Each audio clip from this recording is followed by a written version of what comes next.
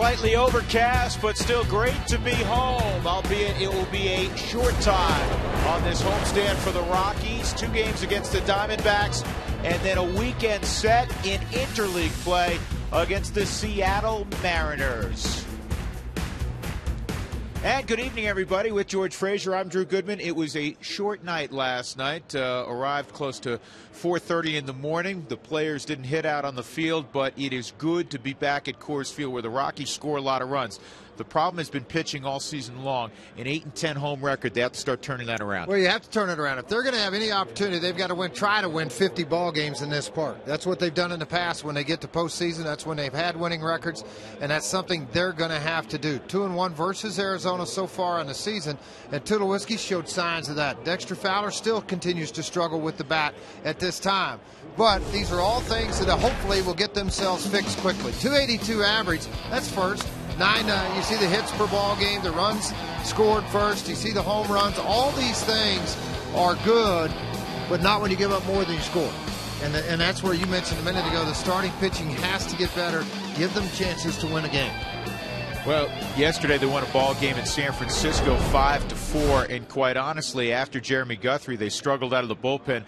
They got the big outs. They need to start rolling that starting rotation, getting consistency. Well, and again, when I say consistency, get me into the 6th inning with a chance to win a baseball game. Don't bury ourselves. Don't bury the ball club. And then the bullpen's got to come in. You have designated roles down there. But those roles get expanded at times. And when they get expanded, you got to rise to that occasion. Get them out of an inning. Give me another inning out of that. And dominate, shut down innings and dominate the opposition, particularly when you're down, to give that offense a chance to kick in. Well, the Rockies may have been scuffling a little bit, but so are the Arizona Diamondbacks. Look who's back, by the way. EY returns. More on him in a moment.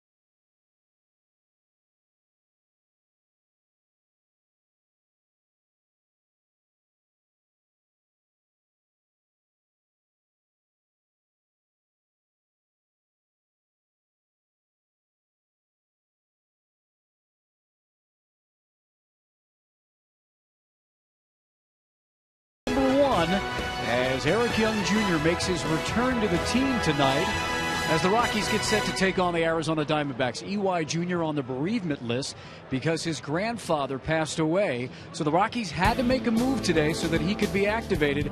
And that move had Chris Nelson going on to the DL.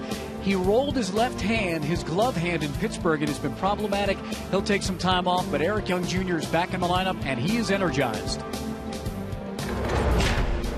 Got to be there at my grandfather's bedside before he passed, and just knowing the type of worker he was, really put everything in perspective to me as far as, just enjoying what you do, and because one day it could be taken from you. So don't take anything for granted, and, while I'm still here, breathing, living, give everything I got to anything that I put my mind to. I mentioned that Eric Young Jr. is in the lineup. Now, he's not in the lineup, but he's back with the team. The lineup has a little bit of a different look. Michael Kadire is going to play first base tonight. Tyler Colvin's been hitting well, hitting lefties well. He's going to play right field. Dexter Fowler still in center. Pacheco will be at third base, and the usual suspects as well, although Rosario is behind the plate, catching Jamie Moyer. Moyer going for win number 2. It's an NL West matchup. It's the Rockies and the Diamondbacks, and it's first pitch next here on Root Sports.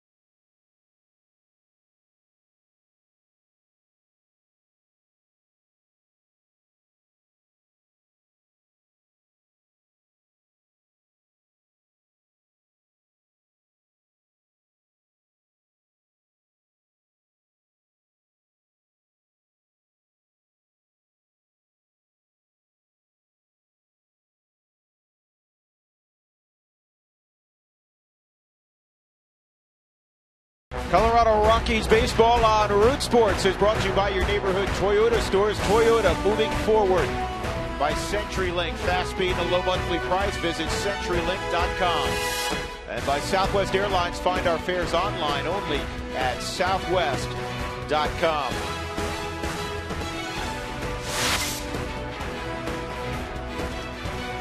Jamie Moyer takes to the mound at Coors Field. The Rockies and the Arizona Diamondbacks moments away. Rockies took 2 of 3 from Arizona earlier this year. Here's young A.J. Pollock. He'll lead things off for Arizona. He was not on the roster the last time these two clubs met in April. Here's the Southwest batting order for Kirk Gibson tonight. Aaron Hill will bat second.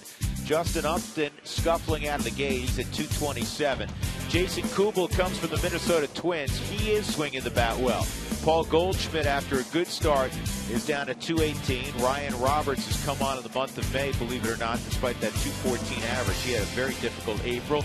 John McDonald, the former Toronto Blue Jay. 40-year-old Henry Blanco behind the plate. And the young Patrick Corbin is on the mound. Corbin's 22. This gentleman is 49. Seventh start of the season for him. He's 1-3 so far. At home, 1-1. You see the numbers against the Arizona Diamondbacks. As a matter of fact, Jamie Moyer had won 89 games at the big league level before the Diamondbacks ever played their first game. Last win, April 17th. He's 0-1 in his last 4 starts.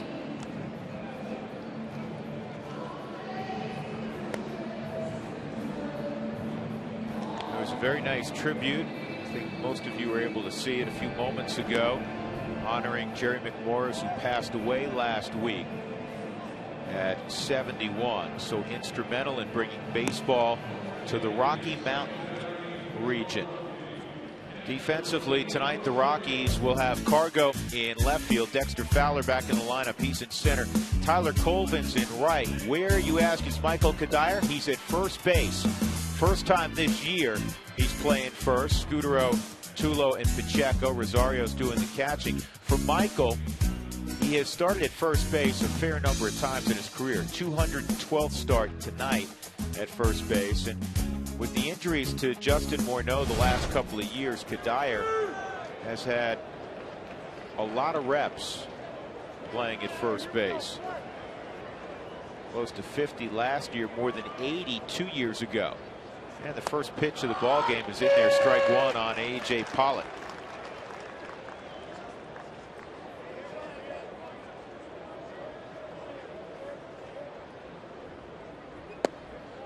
Off the outside corner, ball one. The curveball missed.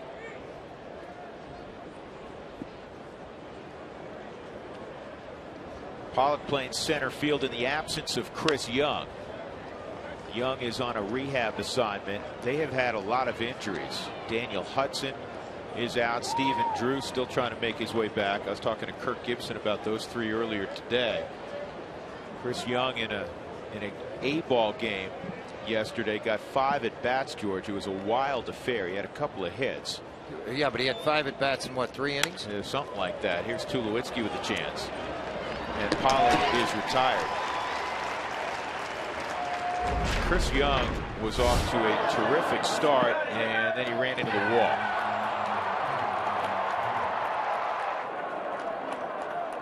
Even though there's padding, you try to turn the shoulder to hopefully take and absorb a little bit of that hit. But Kubel knew as soon as he watched, and then it's the walk-off. A long walk that's not fun for anybody in the ballpark in Arizona, including the manager, Kirk Gibson. Aaron Hill at the plate, but Chris Young's getting closer to coming back. So he's playing last night for Visalia, George, in a league you know well, the California League. And he got 5 at bats, a couple doubles, 3 RBIs in the 26-11 win for Visalia over High Desert. In High Desert. Now, the wind evidently really could blow in High Desert. High Desert and Lancaster are the 2 worst places you could ever want to throw a baseball and try to get somebody out. Visalia had 31 hits. There's a base hit for Aaron Hill. They had 31 hits in the game. Their leadoff hitter, Michael Freeman, a second baseman, he grounded out his first at bat, but he didn't get down, George. He kind of hung in there. And in the 9-inning affair, he would come up 7 more times, and he went 7 for 8. He had 7 singles in the game. That'll drive your average up. Well, the 2-hole's been a problem for Moyer. 12 for 20 now in 2012 against him. That ball down and away. Hill just does a nice job with it. Not trying to overpower, but hit the ball right back up the middle. And a strike on Justin Upton. That is the familiar voice behind the plate of Jim Joyce. He will let you know. From 2 blocks away, you'll know ball or strike. Particularly the strike. It would kind of be like if you were an umpire. I wouldn't want to do that for 9 innings, though. Jim Reynolds, Mike Estabrook, and James Hoy.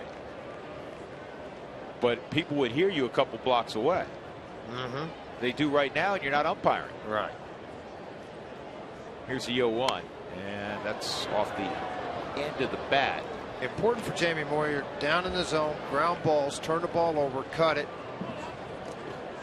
and utilize what he does best, and that is to change speeds. Even though it's slow at 80, slow it to 70, back up to 80, 74. Different movement on the fastball. More often than not lately, George, it's been the second and the third time through that's hurt Jamie.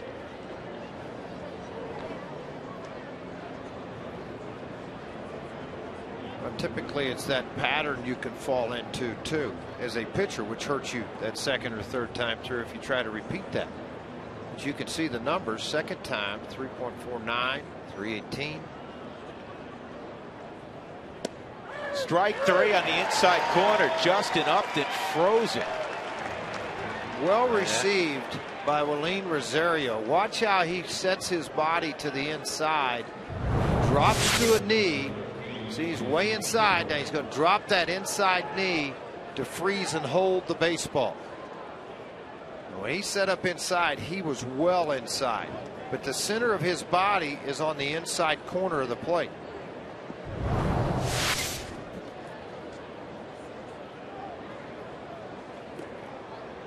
Jason Kubel, and the curveball is in there for a strike. Kubel 7 for his last 14 at the plate.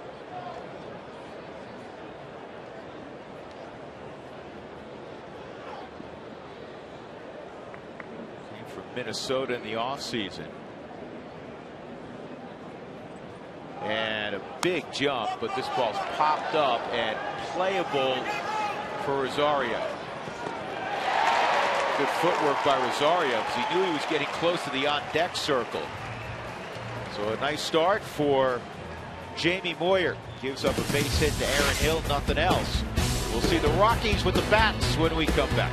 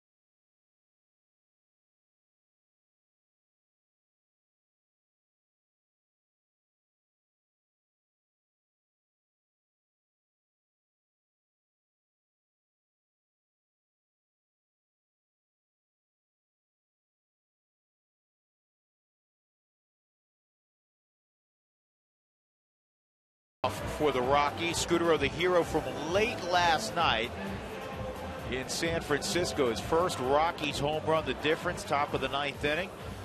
And the Rockies would hold on to win 5-4 with Rafael Betancourt nailing down the save. Southwest batting order for Jim Tracy. Tyler Colvin's been getting a lot of ABs lately. He had a hit yesterday in a starting role in center field. Cargo will bat next, then Tulowitzki. Troy hit the ball hard yesterday. Michael Kadire will bat fifth. Willeen Rosario, Jordan Pacheco, Dexter Fowler, and Jamie Moyer to face a kid we saw in spring training, George, who was very impressive. Patrick Corbett didn't make the club out of spring training. It was very close, but he's been called up. He's 2-1 so far, and he's coming off a really good performance. And how he got that call up was he had pitched well at the minor league level in Double-A. He had 2-0, 167. He's kind of just holding the spot, though, till Hudson gets back and see at that point. Power guy that can throw the ball very well from the left side. He'll run the ball 89 to 93 miles an hour. It has a slurve for a breaking ball, a changeup. Command has been a little bit of an issue for him in a couple of the starts. The last much better with his command.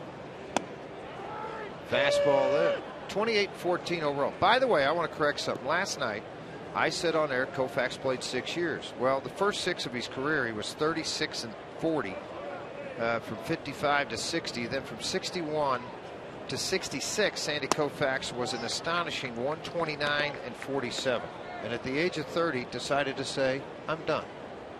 Yeah, which was very surprising to me.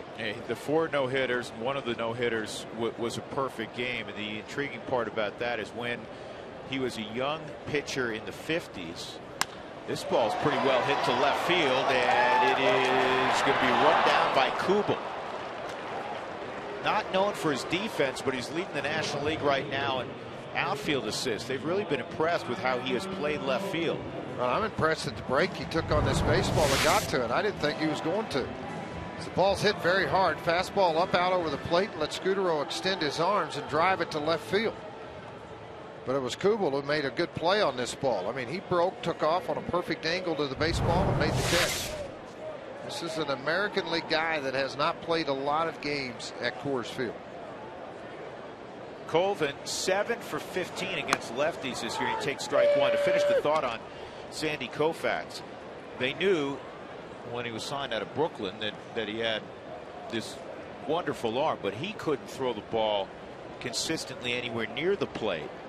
And of course, the irony is, as he ironed things out in the 60s, he had impeccable command. Unbelievable command. I mean, I said it, 129 and 47. I mean, it's like Guidry-like numbers when he was with the Yankees over those years where he put on a show for about 4 years in a row. But because of elbow pain, Sandy got out of the game, as George mentioned, at 30. Here's the 2-strike pitch.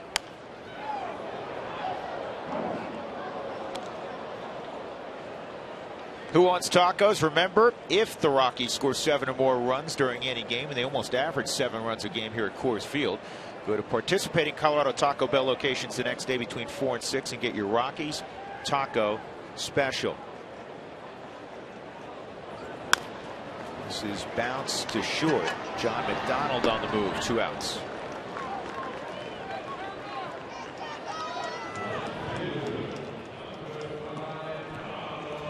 Corbin in his last outing beat the San Francisco Giants, and in that outing he went 7 innings, allowed just a run on 3 hits, struck out 4, didn't walk a batter. Well, that was the impressive thing, was his fastball command. He beat Madison Bumgarner of the Giants that night.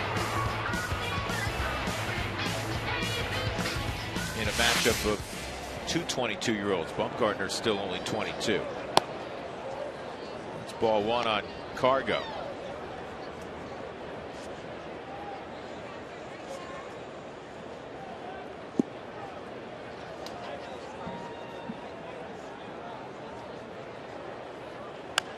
So you look at Corbin. He was traded. It's part of the Herron deal. From the Diamondbacks. 2nd round selection. How about having him in that rotation over there right now with Jared Weaver, if they would have been able to hang on to him, not have to include him in that trade. Another left-handed pitcher that went over also, Tyler Skaggs. Kubel near the line, lays out. It's a foul ball. James Hoy sprinting down the line, the third base umpire, to get as good a look at it as he could. And not an easy thing to do for an umpire. Your eyes will really jiggle on you as you're running. Wow. That ball, I mean, that's close. Kubel having to sprint out pretty good here early in this ball game. All it has to do is catch part of that line. It's a fair ball. So it's 1 and 2 on Carlos. 2 for 5 yesterday. Scored a run, drove in a run. And he gets him with the sweeping slider. A 1-2-3 start for Patrick Corbin. We'll go to the 2nd inning. Scoreless at Coors Field.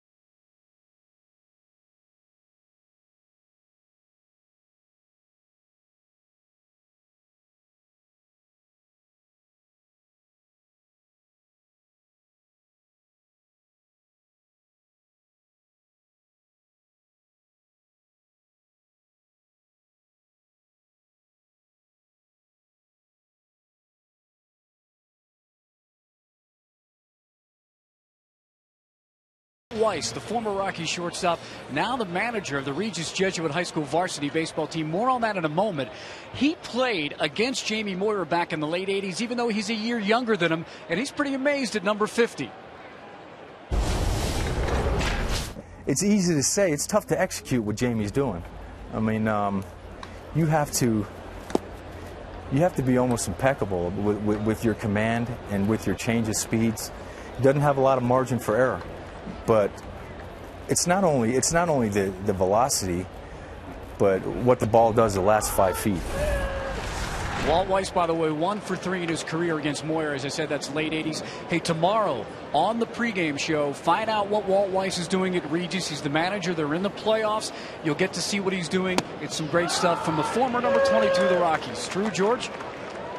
Yeah, congrats to Walt and Regis High School. What a good guy. What a good man, great baseball man. He's always a pleasure to be around. Walt Weiss. Paul Goldschmidt takes inside. It's 2-2. Got a pretty good assistant coach, too. Steve Kavnar was the head coach. That's right. Pretty good one. You are right.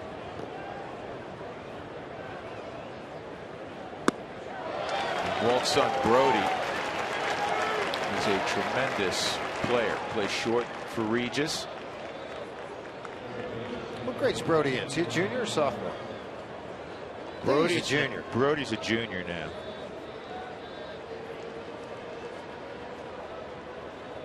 Coming up in the 6th inning, text Toyota followed by a space and in your comments to 720-720. And if you text right now, you'll learn how to win a $500 gas card from Toyota.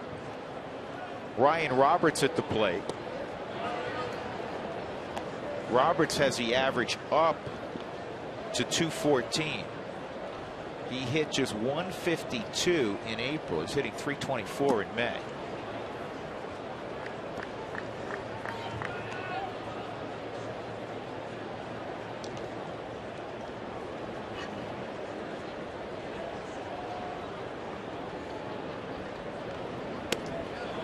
Roberts didn't bite, and it's 2-0.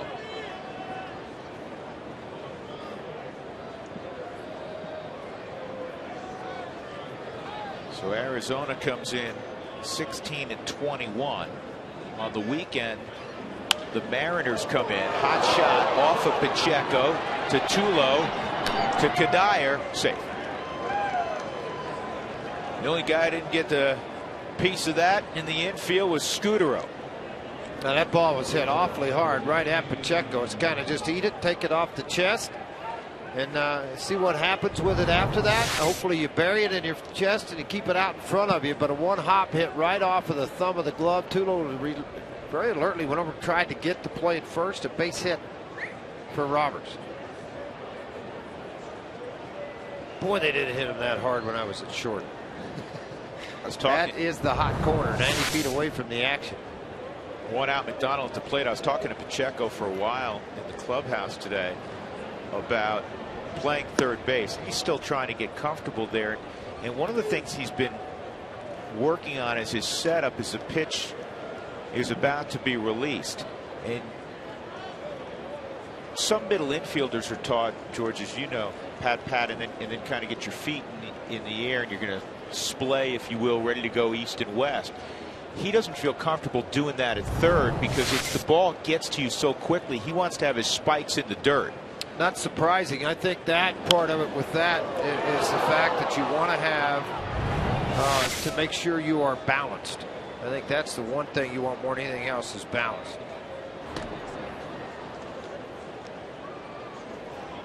And infielders want to be moving forward as the pitch is delivered. But playing over there where you so rarely get to pick your hop, completely different than short and second.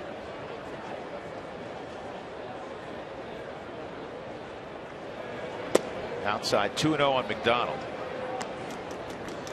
McDonald 6 for 20 lifetime, matching up with Jamie Moyer. He came in the Aaron Hill deal last year for Kelly Johnson. Trade line deal between Toronto and Arizona.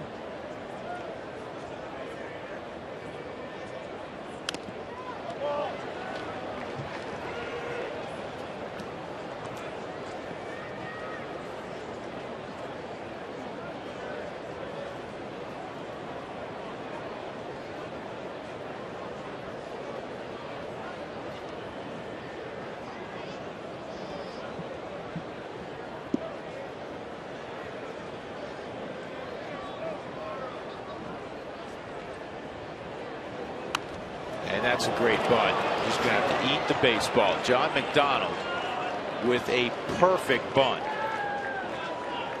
And you know what, Drew? I'm not sure it had to even be that perfect because Pacheco was so deep. And then, you know, I'm going to test Jamie Moyer on the mound to see if he can get off. I just want to bunt it hard enough up the third base line that Jamie Moyer has to be the guy to go get the baseball. See, I think that's the biggest key to this bunt. That wasn't even a strike. Look how far outside that ball was. Henry Blanco, who used to play for the Rockies a long time ago, obviously, a very good fastball hitter, getting the catching duty today after the late arrival this morning.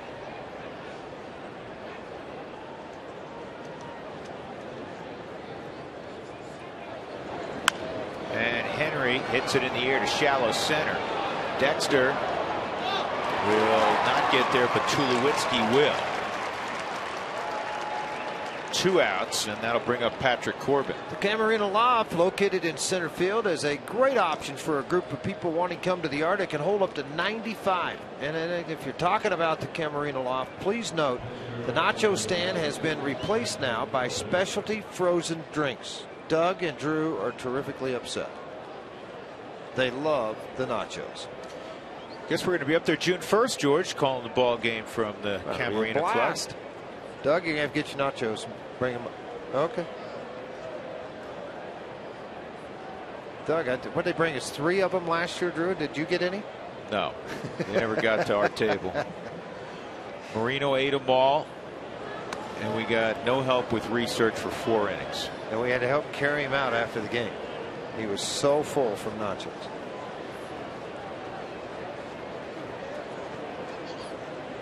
Corbin's out of the Syracuse area of New York. They don't get much of a spring there. You know, you grew up on the East Coast, but I mean, really, high school teams don't even start playing until about April 1st. You know, there's none of this late February, early March because of the weather. They can't do it. They can, and typically school, you know, my kids are out of school this week, and you're in mid-May. You go through the 3rd week of June there. You don't go back to school till after Labor Day in September. That's the difference. But you're right, George. The baseball season, the high school baseball season's April, May, and into the first part of June. And I'm trying to think of the right-handed pitcher. It may have been Porcello that went to the pitches for the Detroit Tigers. Went to a prep school there. He's a Jersey kid, isn't he, George? Yeah, and he only had 4 starts before the draft his junior year because of senior year because of all the bad weather. They only played like 12 games.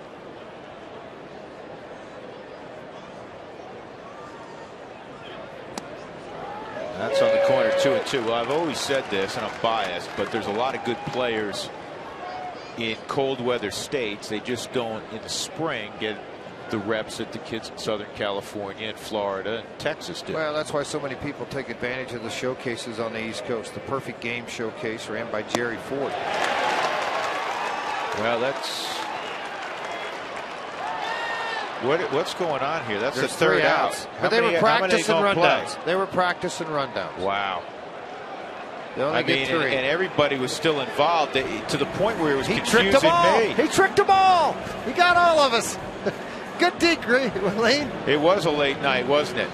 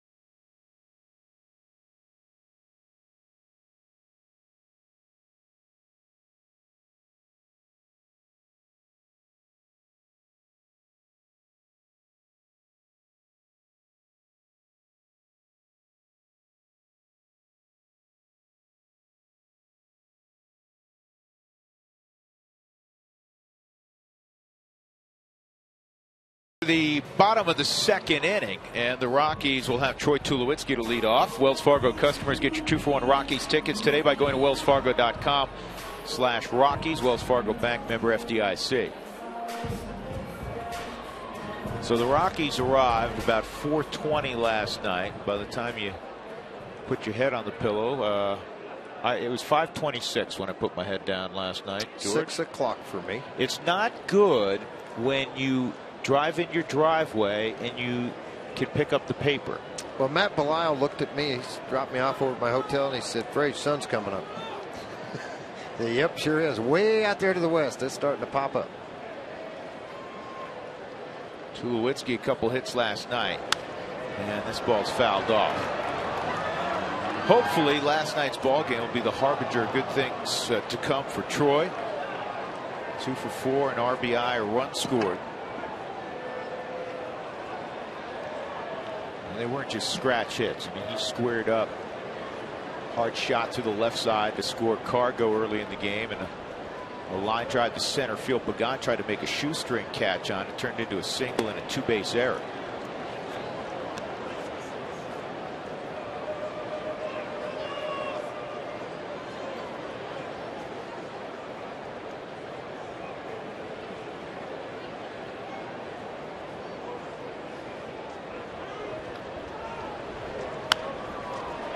This is going to drop. Take them any way that you can. When you're struggling, tomorrow morning, that looks like a line drive in the newspaper.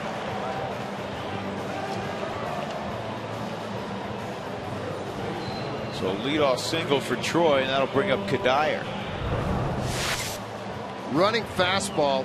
Tulowitzki just gets it off the end of the bat, but because of the big swing and bat speed, he hits it out of the reach of anybody in the infield.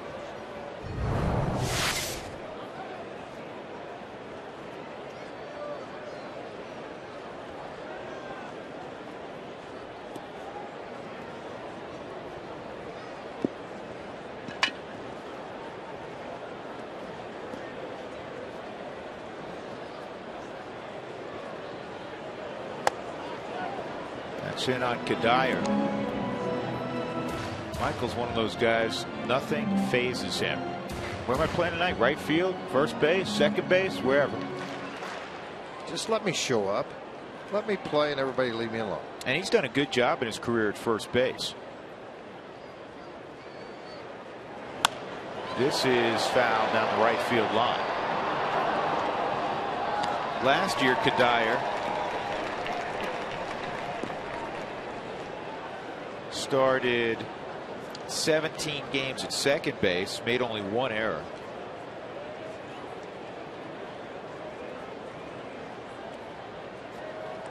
Back in 05, he started 92 games at third base.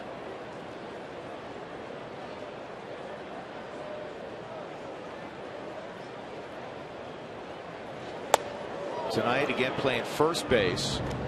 For the first time in a Rockies uniform during the regular season. He told me he thought he had 1 appearance at first base in spring training. I said, well, it's shorter out of the dugout. You'll have to run as far. Tulo at first. Patrick Corbin will check him out.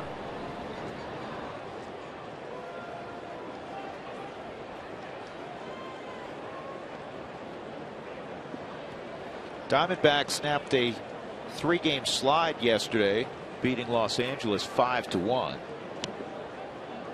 And 13 hits.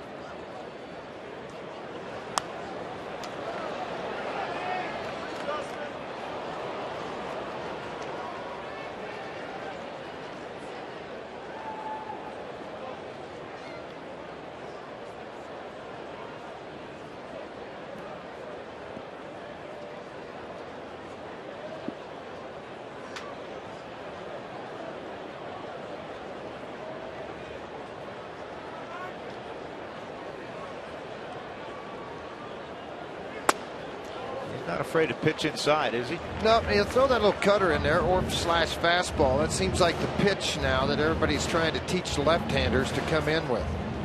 Is that hard cutter underneath the hands, get a ground ball out, or jam and get a swing and a miss.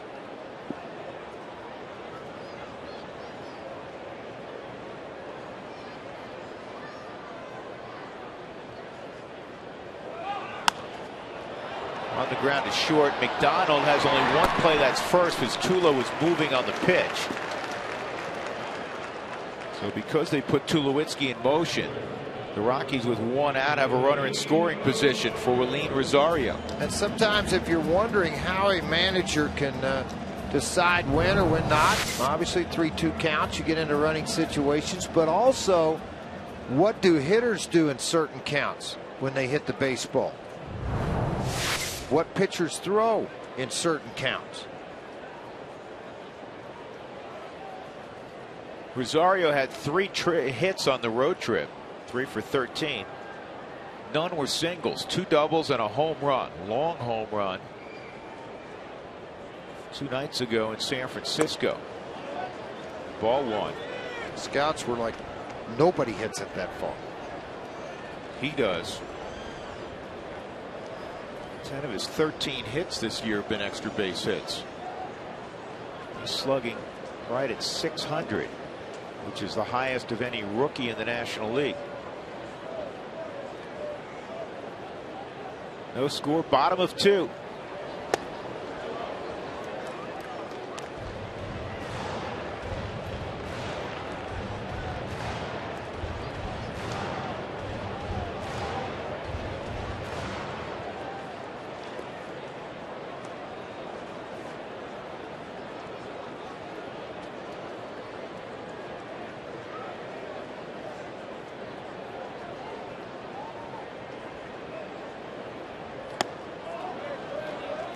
Good job staying off that. It's 3-0 on Willeen.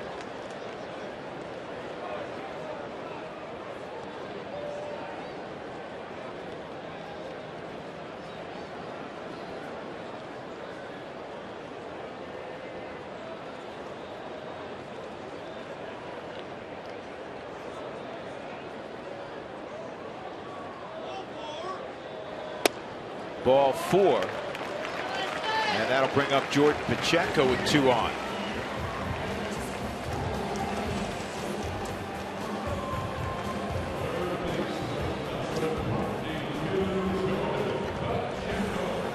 One of the things that Jim Tracy was mentioning tonight is that he wants to get a good long look at Jordan Pacheco, where he can get some at-bats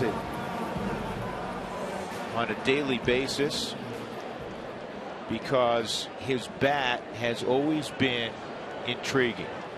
He's always swung it well at the minor league level. Last year, in a stint late in the season, he hit .286 with the Rockies.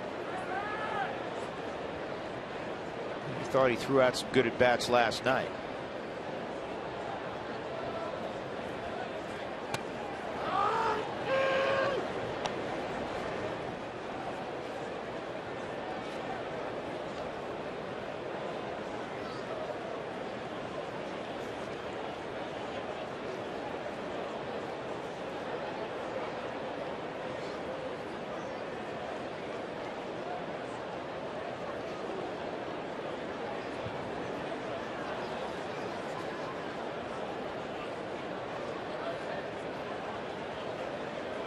McDonald kind of bluffed a daylight play. Tulowitzki was moved back to the bag, and that upset the rhythm of Patrick Corbin, so he stepped off the back. One strike on Pacheco. Right-handed hitter, the last thing you want to do is go ahead and start to throw the ball to the plate, and your shortstop standing on second. You got to allow him to move back.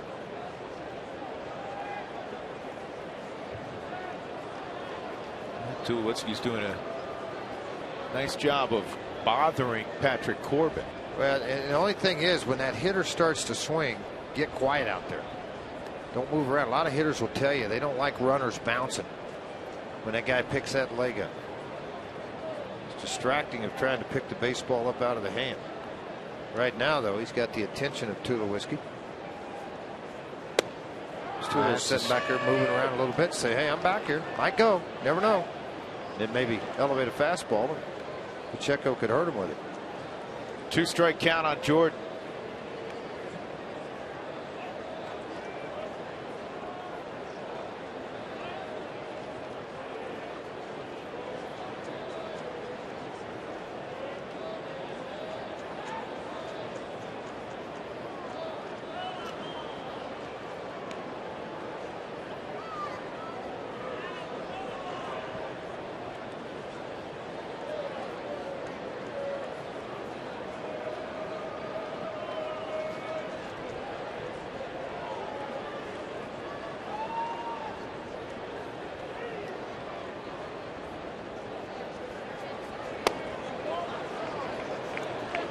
Just in at 91, 1-2.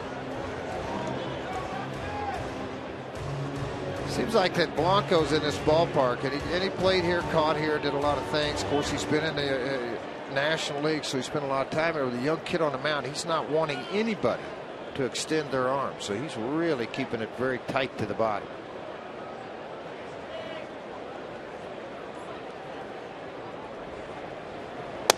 And again, trying to pound Pacheco in. It's 2-2.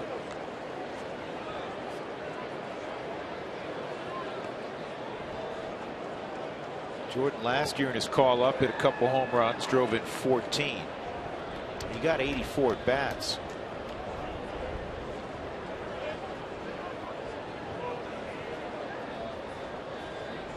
And this is pulled toward the hole, and it'll sneak through. Tulowitzki around third.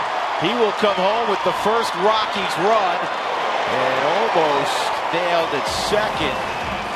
Here's Willeen Rosario. He dove back in. Pacheco didn't hit it particularly hard, but he hit it in the right spot. 1-0 Rockies. Take like Tulowitzki, you take it any way that you can. Take the RBI, you take the base hit, you take all the above. High slurve. I mean, that Pacheco had to straighten up his stance just to get on top of the ball when he sent it out. But Kubel very alertly snap throw back into second. They almost got Rosario being too aggressive. That ball escaped, and this is where Kubel came up with the throw right here, and then quick snap throw. He almost had him. Creative slide by Rosario. The only reason he was safe, he missed a tag. Good work by Mike Estabrook, working around to make sure he saw that the tag was missed. And Dexter out in front of the changeup. Fowler 5 for 35 against left-handed pitching, just 143.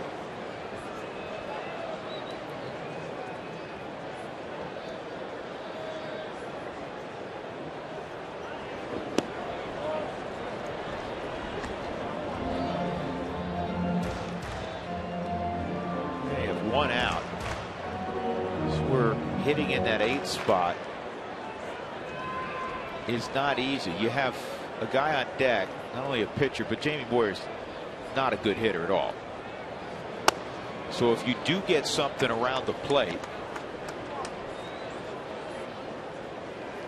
you want to try to drive the baseball. Where at other times, George, you're hitting an 8th spot, you want to do everything you can to get the pitcher up and out of the way so you can flip the lineup. Roll it over. Get to the top again. 2-1. This ball's well hit center field.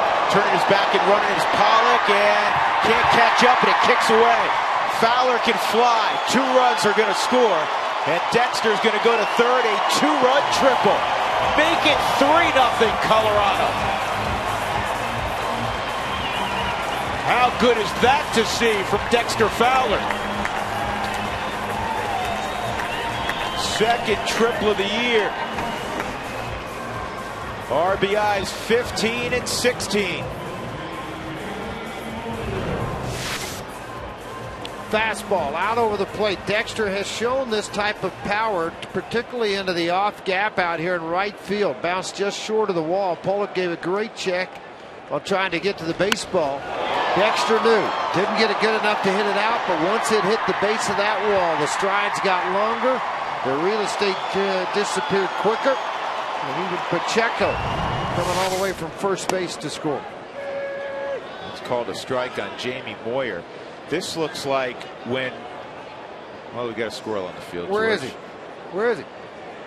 What part of the field? I don't know, but that's unfair. You have an extra fielder now. Well, he's hunkering down, though. See, look, he doesn't want to get seen. He's like sneaking up.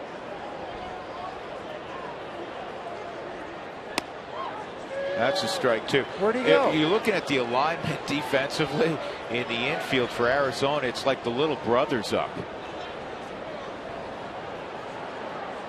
There he is, looking out. All right, I got this spot. Anything comes to me, I'll knock it down, flip it to you, and you throw it in. He's like, man, all these people weren't here this morning. He's running right behind shortstop. Look at him hauling. See him, Drew? He's like, Where is he? I There am he getting is. out of here. He's running towards third base line. He's like, No, he's not. He's repositioning, George, because he knows there's a right-handed bat coming up. well, whatever it is. Going back the other way. Which way do I want to go? A lot of people over here, so I'm going to go back this way to get in a spot.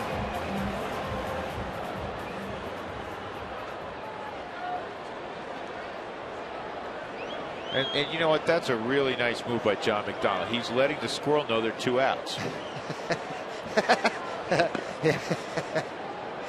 Google's saying, hey, you know all those little short things that land out here? You got them.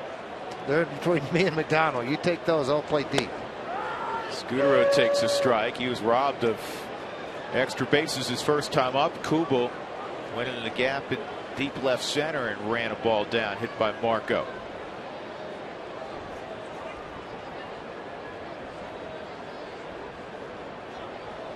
Outside, 1 ball, 1 strike.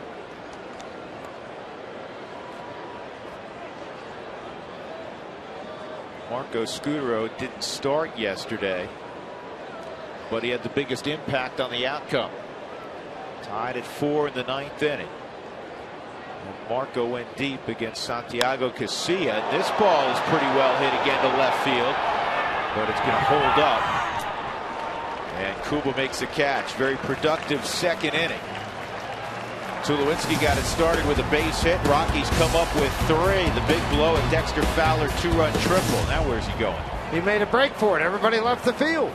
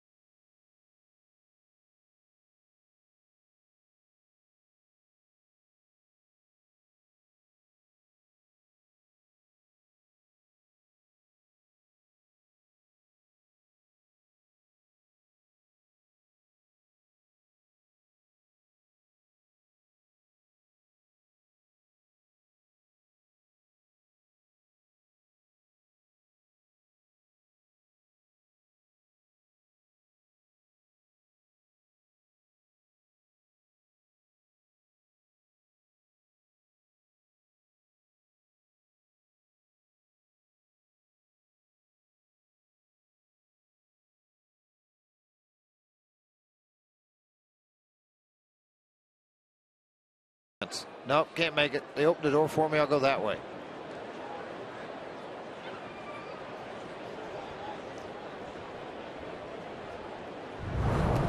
I don't know why he can't stay out on the field. Well, they can't. Who's bothering anybody? They can't. A.J. Pollock will lead things off. He takes ball 1. Rockies up 3-0. Pollock, Hill, and Justin Upton.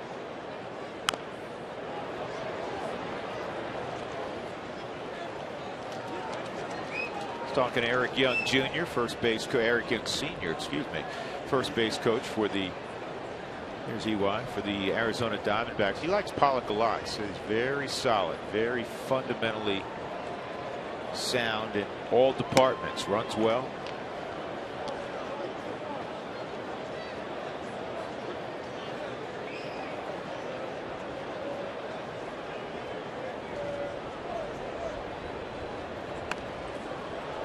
That bunt is going to go foul, fortunately, because Pollock would have been safe. Pollock's another one of those Northeast kids, George. He's from Hebron, Connecticut. Where did he play college ball? Or did Notre Dame.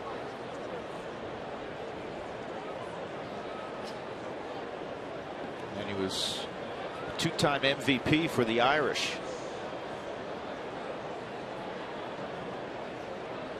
Diamondbacks' first-round pick in 2009. Here's the 2-2. Changeup missed. It's 3-2.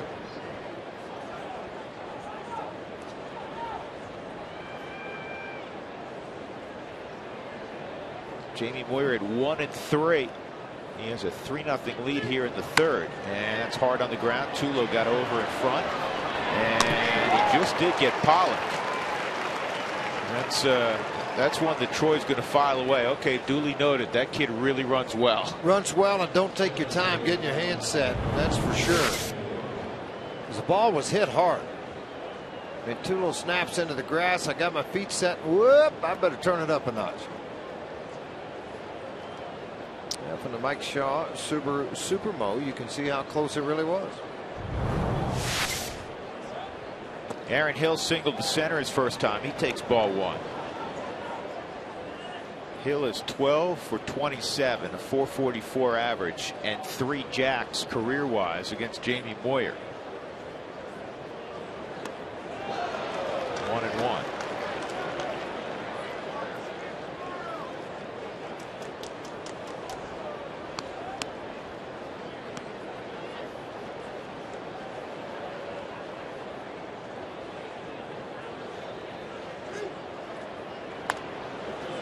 Cue to first, and Kadire is going to have trouble with that. That thing was spinning like a top. That reminds me of the Loney hit that went the other direction in Los Angeles. It was hit off the very end of the bat against Josh Outman. Yeah, and you're reversing the spin on it. He was so far out front. It hits right on the end of that thing, and then here it comes. It fielded cleanly, though. It's obviously going to be an out. An error given to Kadire at first base. So Upton at the plate. He struck out looking his first time. He was only up there for 3 pitches. He's been striking out once every 4 at bats so far this year. Off to a slow start. He got off to a great start in 2011. Here's a strike.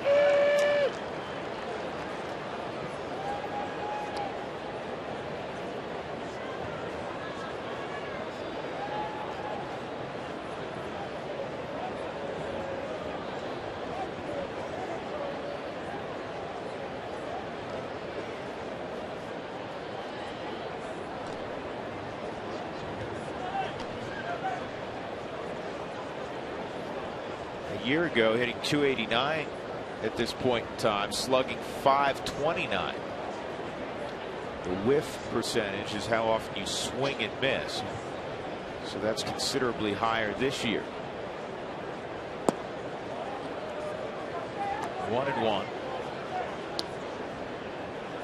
Well, he's a guy that you know is going to put up his numbers. You just hope they start accumulating when the Diamondbacks leave town. Well, they're going to get better whenever Chris Young gets back to protection front and back with Kubel and the way that the lineup sets. I mean,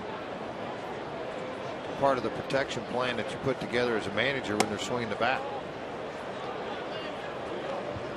2 balls and a strike.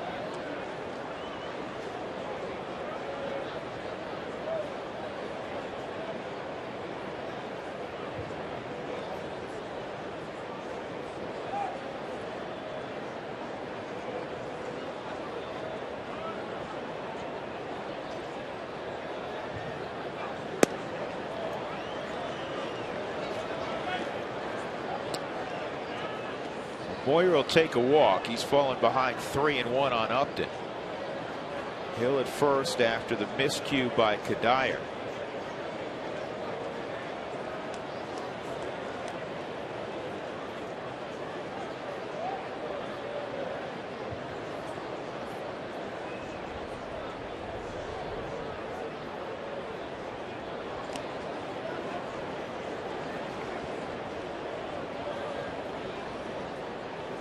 Colorado Springs travel day today. No game. They played Memphis yesterday.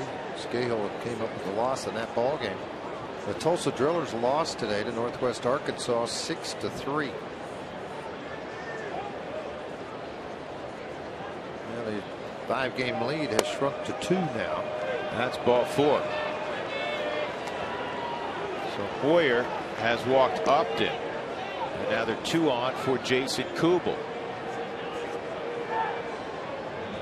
AT&T trivia question. Here's our friend Mark Grace, or Greg Schulte tonight on the television side. Grace, you led the big leagues with 1,754 hits in the 90s. 4 players had more than that in the first decade of the 21st century. How many can you name? 1 is pretty easy if you think about it. Take off for third and safe there. Stolen base, Aaron Hill. 4 stolen base for Hill. He's been caught just 1 time, but he got a big jump. Jamie slower delivery to the plate with a higher leg kick, a little to add more deception. And Hill took advantage of that. You have a guy who can run, Justin Upton at first.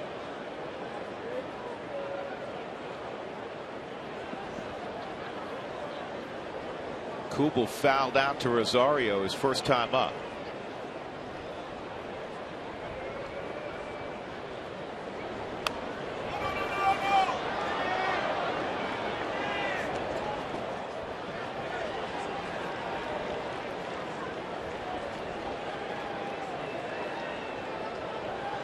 Kubel with 3 home runs a year ago. In about half a season, he hit a dozen. He was hurt last year. 21, 28, 20 the previous 3 seasons. Pretty good pop for Jason Kubel. And this could be 2. Nice job by Tulowitzki, because Upton got into him pretty well. And Tulo jumped and got enough on the throw to Michael Kadire to turn it over. Well done. Good feed from Scudero.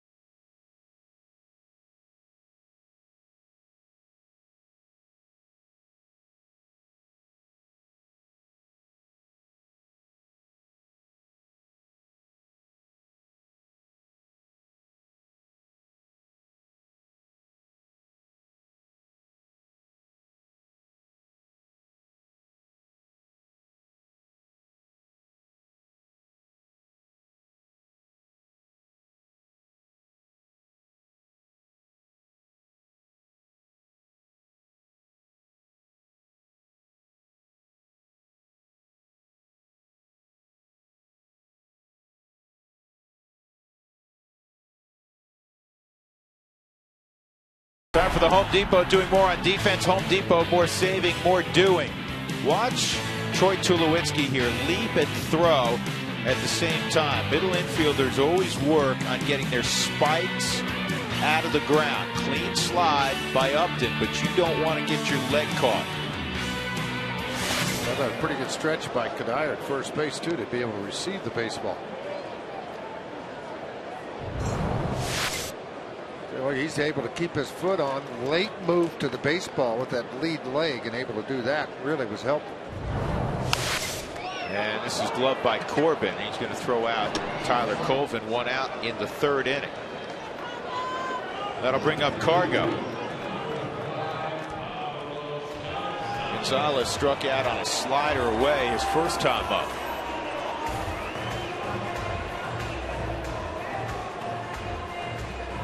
Gonzalez just under 270 left on left this year. Overall, the average of 302. 7 home runs, 29 driven in.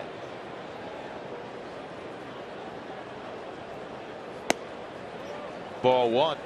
Let's look at Chevy's dare to compare. The Chevy Equinox, 32 highway miles per gallon, outperforms its competitors. Chevy made for Colorado. Well, if you make a mistake away, cargo can really punish you. And the thing about it is most guys don't hit home runs on balls away from them. Carlos does. Well, he's got power to all fields. That's the majority of the reason why. And I think, too, because of the long swing, and he has such great plate coverage away from him. That's why a lot of base hits out there and in the middle, but not inside where he gets jammed a lot. Here's the 2-1. Did not swing. Carlos, since the start of 2010 against his original franchise, hitting .395, 10 home runs, 27 driven in 33 games. 3-1. He has one of the 3 highest averages all time against the D-backs. Just a friendly reminder, huh? Yeah, and if he played Oakland, he'd probably give them one also. Strike 3. Corbin has gotten Gonzo twice. Cargo is the second out of the inning. Not a whole lot what you're going to do with this pitch, folks. It is called paint. Right in the center of the body, and Henry Blanco on the outside corner for the strike. And then that's just a pitcher's pitch.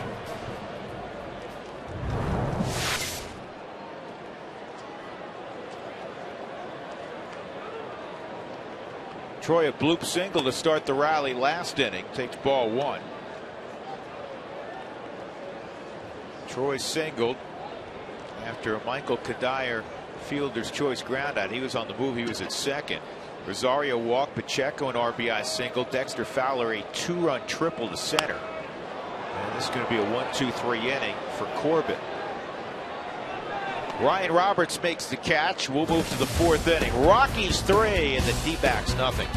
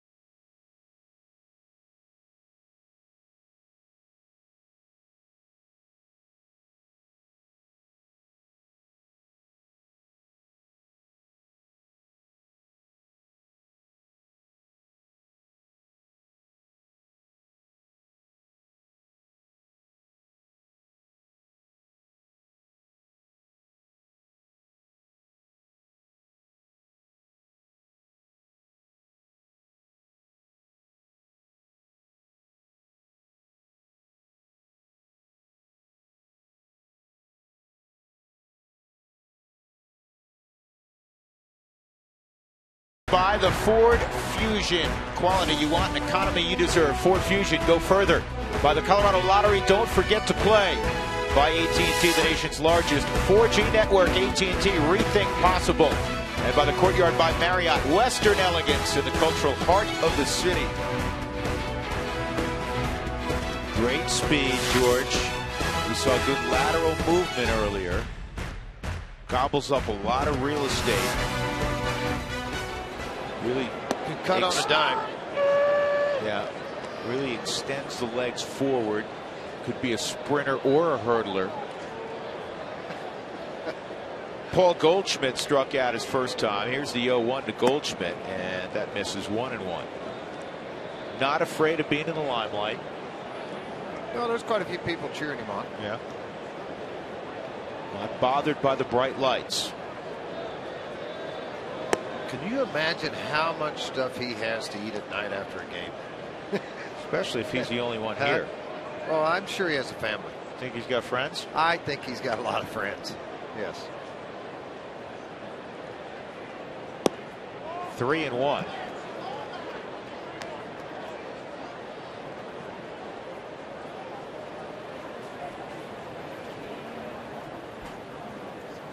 I don't think he's a barbecue guy, though, but the peanuts, those kind of things, yeah. This ball's well hit to right. And the leap. And it stayed in the ballpark. Colvin tried to make the catch, and it's right where the wall, George, and the bullpen come together, the scoreboard wall. And fortunately for the Rockies, it hit to the right toward the scoreboard side. Well, it has that cutout in it, so when the ball gets back here off the right-hander, it's going to tail away from that. Wow. Wow. You see it right here pretty quick.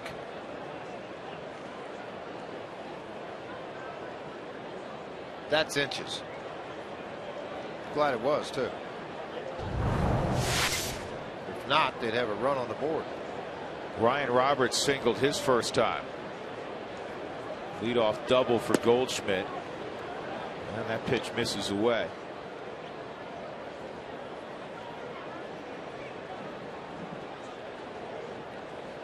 Jorge De La Rosa, George, in Tulsa tomorrow. He'll make another rehab start. Last one not so well. 28 pitches, 24 strikes, but left with forearm stiffness, and then cautionary kept him out of it. He gave up 4 runs on 5 hits, a walk, a couple of strikeouts into 1 inning of work.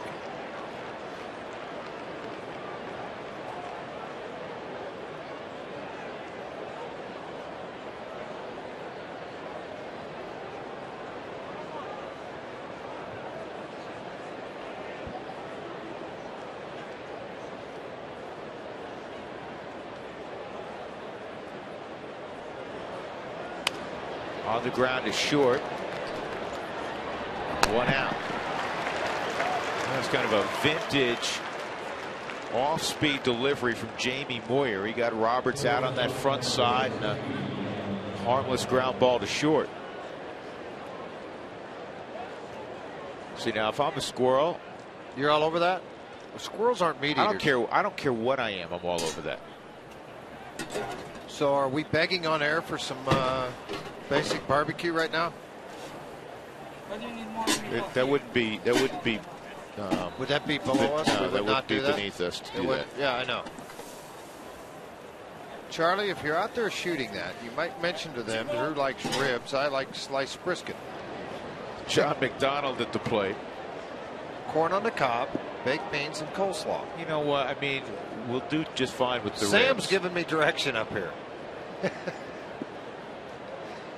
Sam hasn't missed a meal for a while either. Famous Dave's Barbecue here at the ballpark.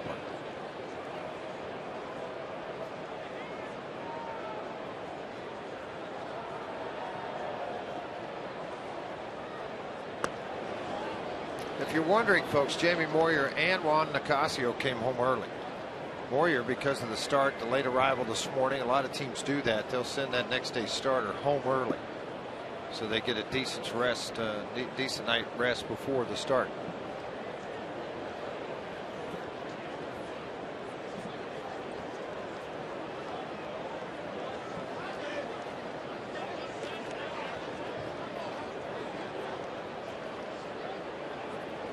There's Nicasio. He'll go tomorrow. Johnny Herrera behind him.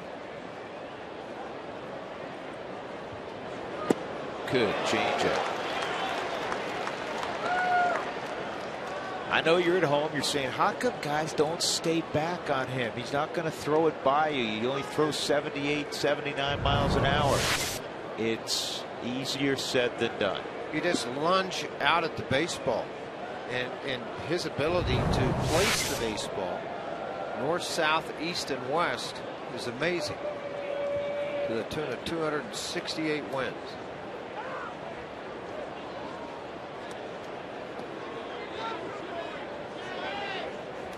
Jim, come back. Where were you going?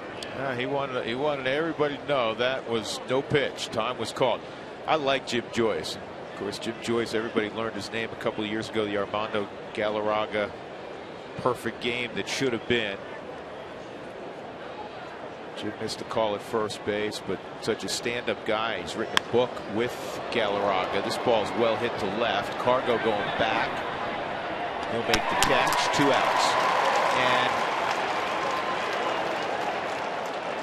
Jim Joyce is a good ball strike umpire, and he lets you know early, which is good for the crowd. It's good for the players. It's good for broadcasters. He's a good umpire. One of the best in the business. Waiting on you to grow that mustache, though. Keep waiting. Not going to do it for a while?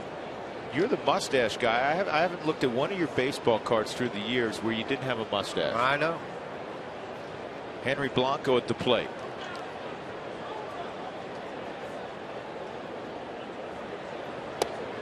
Blanco 5 for 12 against Jamie Moyer.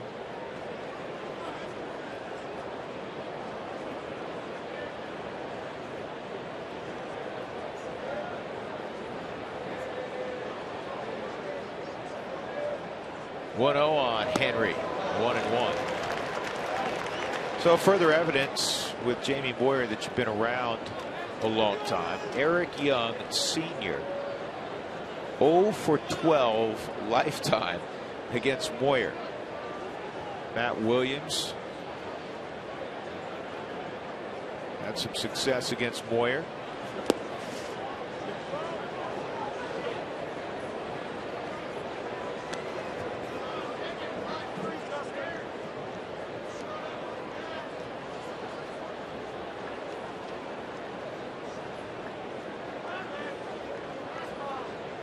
Matt was 3 for 11. Gibson was 4 for 10 off of Moyer. Alan Trammell struggled. He was 3 for 17. Ground ball to third, and Pacheco's got it. Nice job, Jamie Moyer. Leadoff double, Paul Goldschmidt. He cannot advance. Rockies up 3-0. Kadire, Rosario, Pacheco.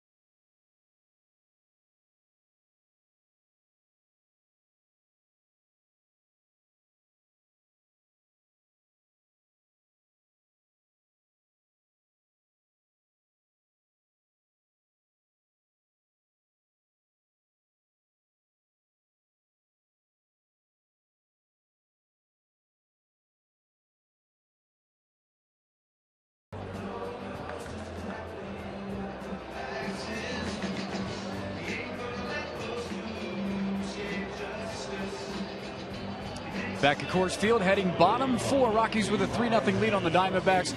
Rockies were in L.A. over the weekend. If you watch those games, you might have seen the little crawl that said Oral Hershiser bobblehead night on Tuesday night. Well, the Diamondbacks were just there. Kirk Gibson, the manager of Arizona, and Hershiser were teammates. They actually asked Gibson if he would catch the first pitch that Hershiser was throwing out, and Gibby was like, no, I'm not going to do that. Yeah, I was a teammate back then, but now I'm the manager of the Diamondbacks. Great story from last night's game, which Arizona, by the way, won on Oral Hershiser bobblehead night, 5-1 in L.A., guys. We were just in Los Angeles, and it was a Capuano who was making a run at Oral Hershiser. He came up like 40 innings short. Not quite 40. He was actually 30. A little less than that. Yeah. He had a 25-inning stretch, close to a 25-inning stretch, without giving up a run before the Rockies finally scored. And that doesn't surprise me about Kirk Gibson not wanting to catch the throw from Oral Hershiser with his demeanor and the way he manages his team. I'm the enemy now. Kadire bounces this one to third. Roberts will throw him out. I talked to Kirk about his days at Michigan State this afternoon, and when he was at Michigan State, remember, he was an All-American wide receiver, and he was kind of ahead of his time, George, because he was close to 6'4", weighed 225, 230 pounds, and ran, he said, around a 4.3, which is lightning fast. Wasn't afraid to go over the middle. We all know how tough he was. He thought football was his ticket. That's all he dreamt about. It could have very easily had that happen to him too, until he decided to play baseball. And look who's in the house. Mr. Manning. Become a regular here at Coors Field, watching his buddy. So his buddy didn't tell him he wasn't playing tonight.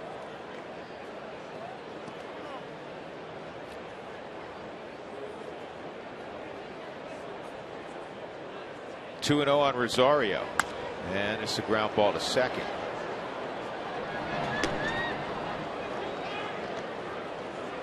I've been waiting for this for 15 minutes, 20 minutes. AT&T trivia question. 30 minutes.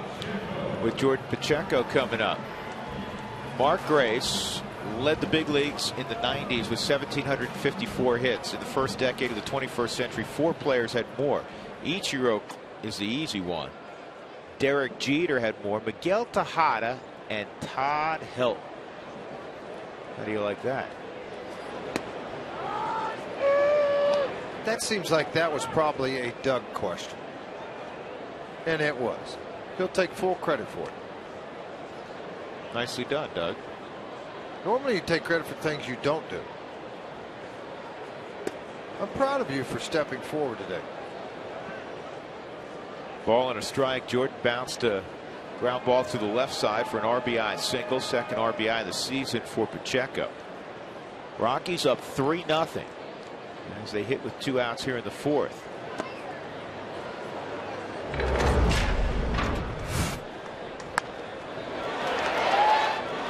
Just got out of the reach of Roberts, out into the outfield. That's where they had the snap throw in. It scores 2 to Whiskey, but they almost got to Rosario. Good thing they didn't either. Dexter came up with that big triple. Here's a 2-1. Well, based on the pattern, the first 2 times up. 3-1. You look in here, George. Look, fastball. He hadn't shown he can throw any kind of breaking stuff behind an account yet. And a base hit to center field. That was crisply hit. It's hard to set on anything other than fastball when it's that count with 2 outs, only because he's yet to show you that he can throw a breaking ball or changeup for strikes. So set fastball and react. Exactly what Pacheco did with a base hit up the middle.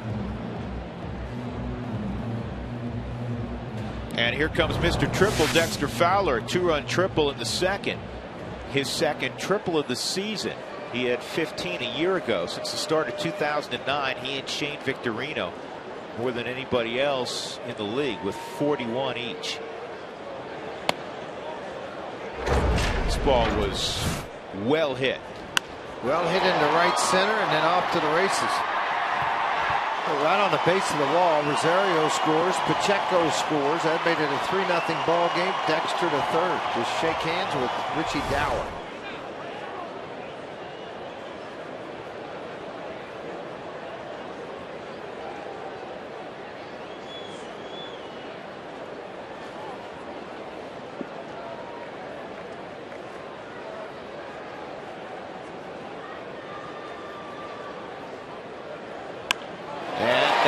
To left field. Trying to knock it down is Kubel.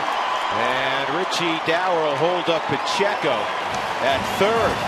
A triple and now a double for Fowler. Well, the two hardest things for the cycle out of the way early in the ballgame for Dexter. Ball hit hard down there. Kubel did a good job getting over, cutting the ball off, getting it back, find the relay man. In case they did try to send Pacheco. Hooking down into that corner. Watch Kubel going to backhand the baseball, then hit it into McDonald as quickly as they can. Warrior struck out on a couple of big sliders in his last at bat.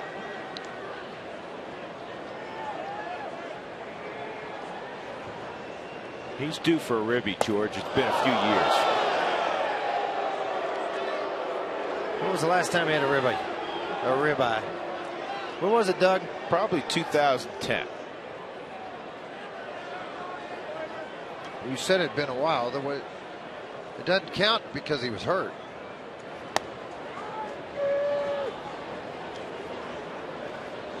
Surprised with first base open, they're not passing on him? No, I'm not. 1 ball, 1 strike. I understand your thought process, though.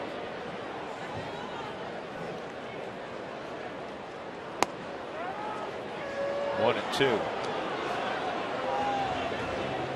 Doug, did you ever find out where he got an RBI in 2010? He had 1. He's had 13 total in his career. 387 at bats. Of course, had all those years in the American League where he maybe 1 or 2 a year in interleague.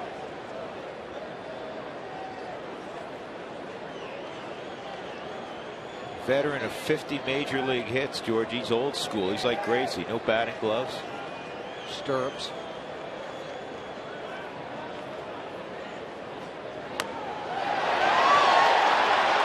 Goldschmidt and safe at first. 2 runs are going to score. Told you he hadn't had an RBI in a while. He was due.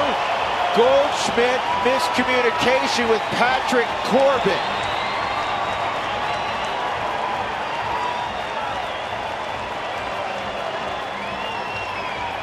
It'll go down as a single and 2 RBIs on a ball that went about 75 feet.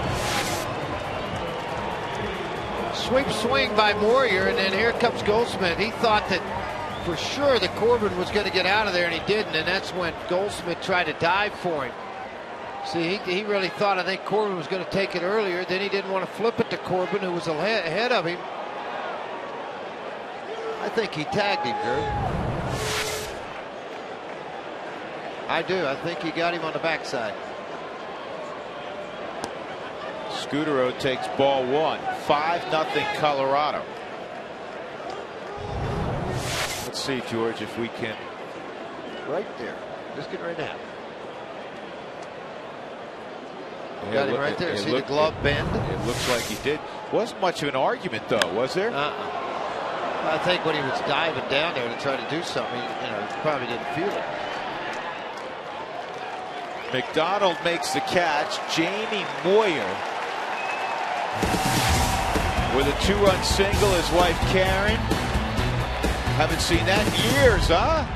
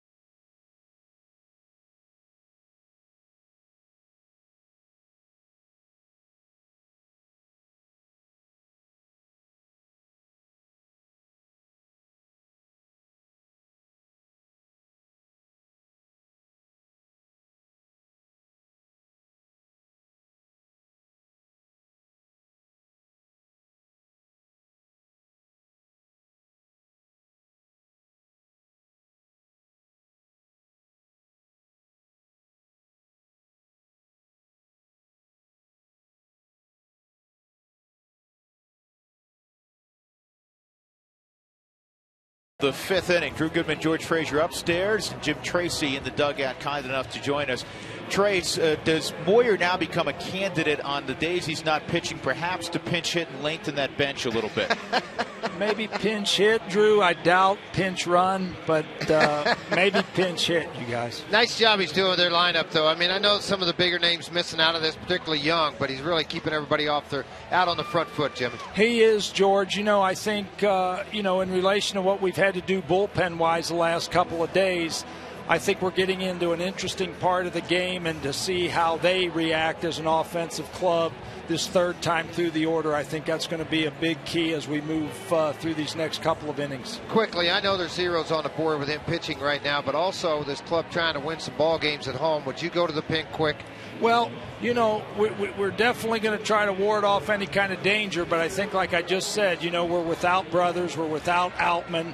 You know, Belisle is teetering for me, George, so, you know, we'll have to piece it together. I'm hopeful he can get some more outs so that it'll make a lot more sense as we go towards the back end. Trace, as always, thanks much. Good luck the rest of the way. See you guys. Patrick Corbin's going to lead things off against Jamie Moyer. Jamie's still trying to catch his breath. Whole lot of running going on.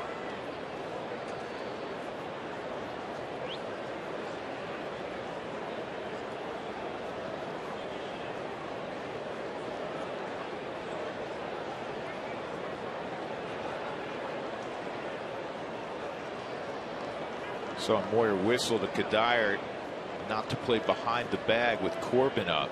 Well, more than lays down a bunt. More than anything, alert what you do. You whistle, don't play behind the bag, but also you're saying left-hander ever, I'm coming. I'm going straight to the bag. Anytime the ball's hit to the right side, you'll see pitchers all the time with a left-handed hitter up.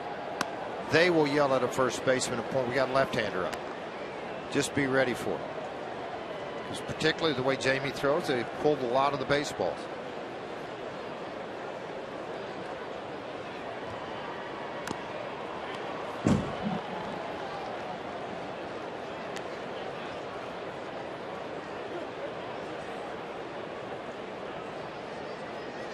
Corbin in the top of the order. The Rockies leading 5-0, and they've out-hit the Diamondbacks 6-4.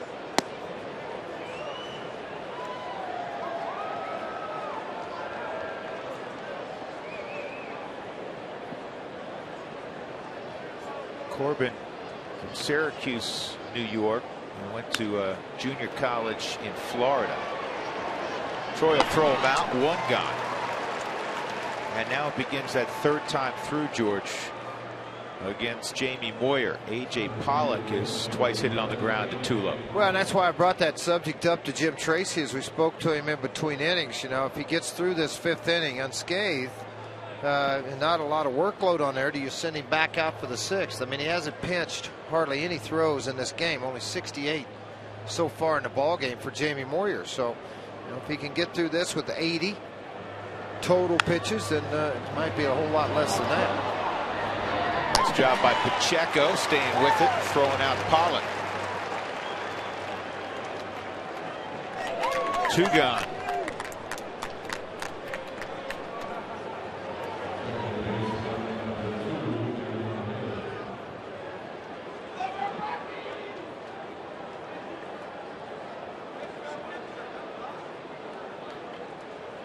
Aaron Hill, 1 for 2.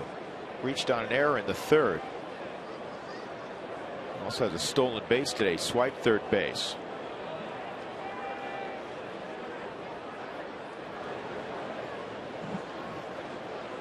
Diamondbacks in LA yesterday won 5-1. They beat Chad Billingsley.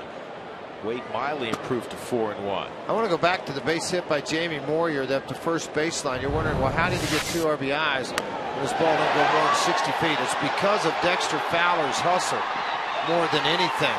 He's coming all the way around as they're still trying to apply the tag to Jamie Moyer.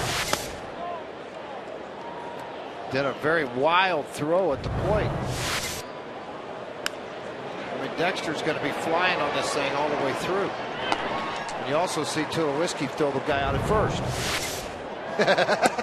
Well, you like that, Drew? Yeah, I like the angle of that one. Okay. It's a 4-pitch walk to Aaron Hill. Hill with a hit and on with an error. All right, now we'll give you a look at this. See, Moyer sweeps it. And you watch in the background of your picture whenever Goldschmidt goes after it, there's Pacheco, but right behind him's coming Fowler.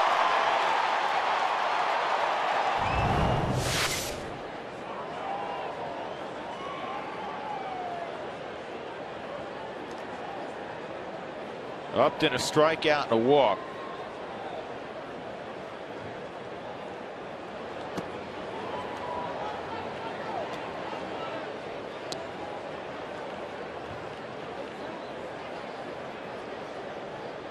Justin, when he first came up, struggled against the Rockies for a few years. Last year, he turned it around and he was very productive in the first series of the season. Since the start of 2011, 21 ball games, he's hit .395 with 6 home runs.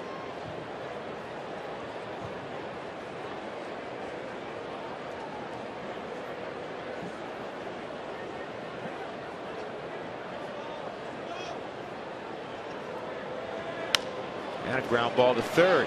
Pacheco goes the short way, and the Diamondbacks are done in the 5th inning. Jamie Moyer rolling on.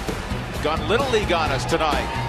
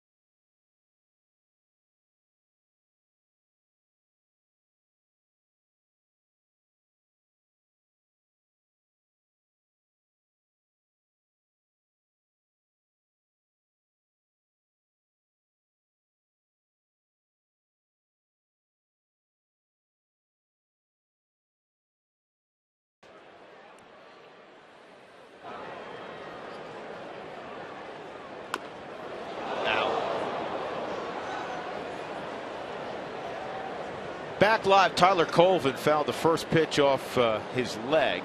And naturally, it missed the guard, the protective plastic he had on the right leg. Let's see where this gets him. You'll see on the Mike Shaw Super Bowl right here where it got him. Oh, man, it got him on the shin.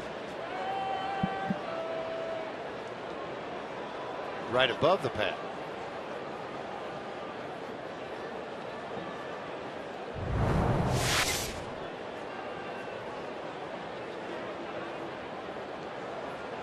Rockies have 5 runs in the ball game, despite the fact, George, that the first 3 guys in their lineup, Scudero, Colvin, and Gonzalez, are combined 0 for 7.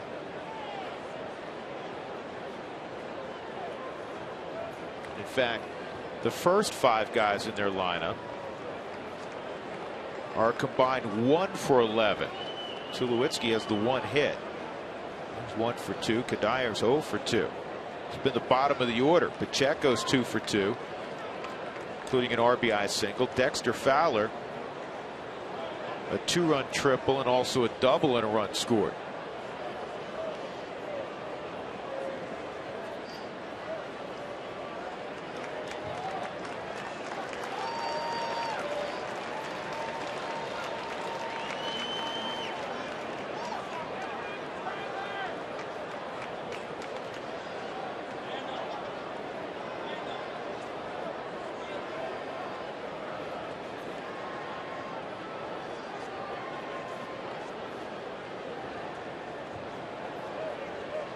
Here's the in-game box showing what we were describing.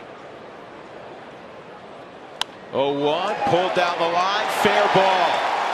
Bad wheel and all. Colvin to second, and he's heading to third. And he'll have a triple easily. If that leg was bothering Tyler Colvin, he really disguised it well, because when he hit second, going into second base, he hit an afterburner that got him to third base.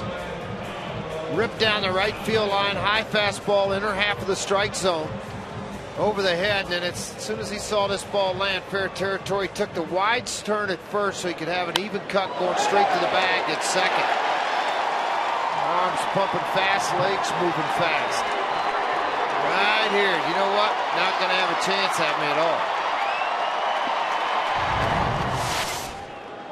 Already down by 5 runs. They pull the infield in. Gonzalez at the plate. And Cargo loops one to shallow left. It'll work out well. It'll be an RBI bloop single. 6-0 Rockies. The 30th RBI for Cargo. He's only hitting .433 with runners in scoring position. That's second behind LaCroix, who's hitting .500.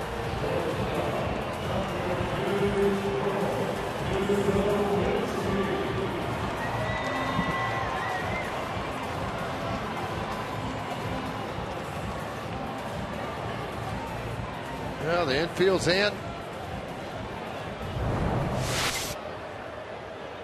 Jam shot. Just gets it out over shortstop. He was aggressive early in this sequence from Corbin. Right-hander Colementer. I don't know if he get loose quick enough right now for Kirk Gibson.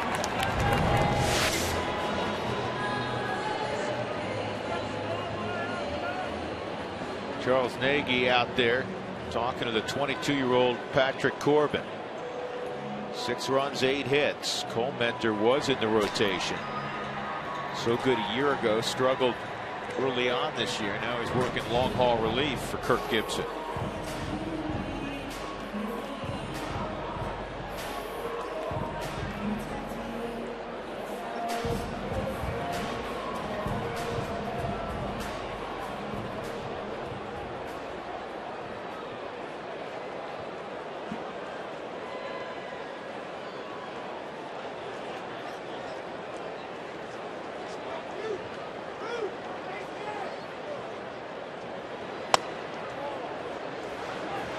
Ball 1 on Tulowitzki. Toyota Talk comes your way. Next half inning.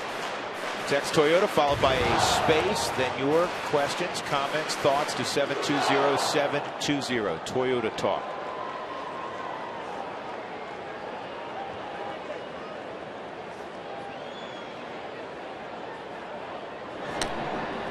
Cargo's 6 stolen bases.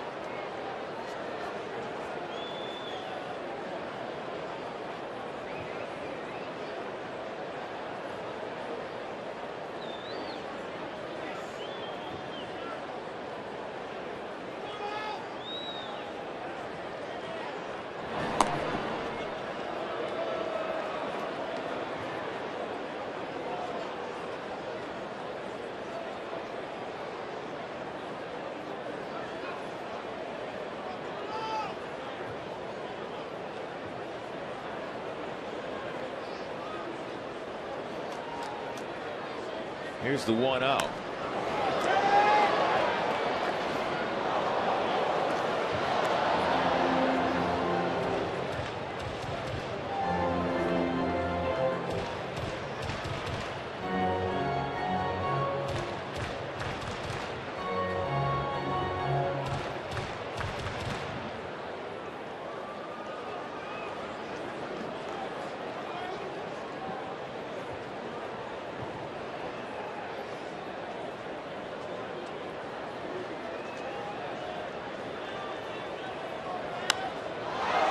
Off the end of the bat.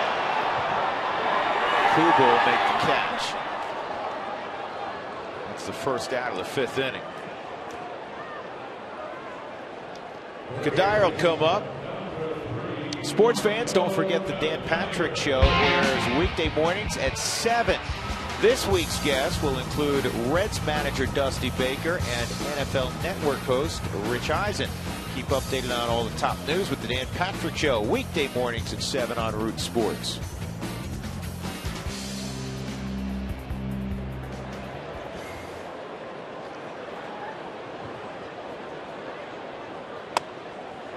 Inside on Kadire, ball one. All day long, that's all he's tried to do is bury that fastball in on the hands of right-handers and stay away from left-handers. He struck out Gonzalez twice on fastballs away.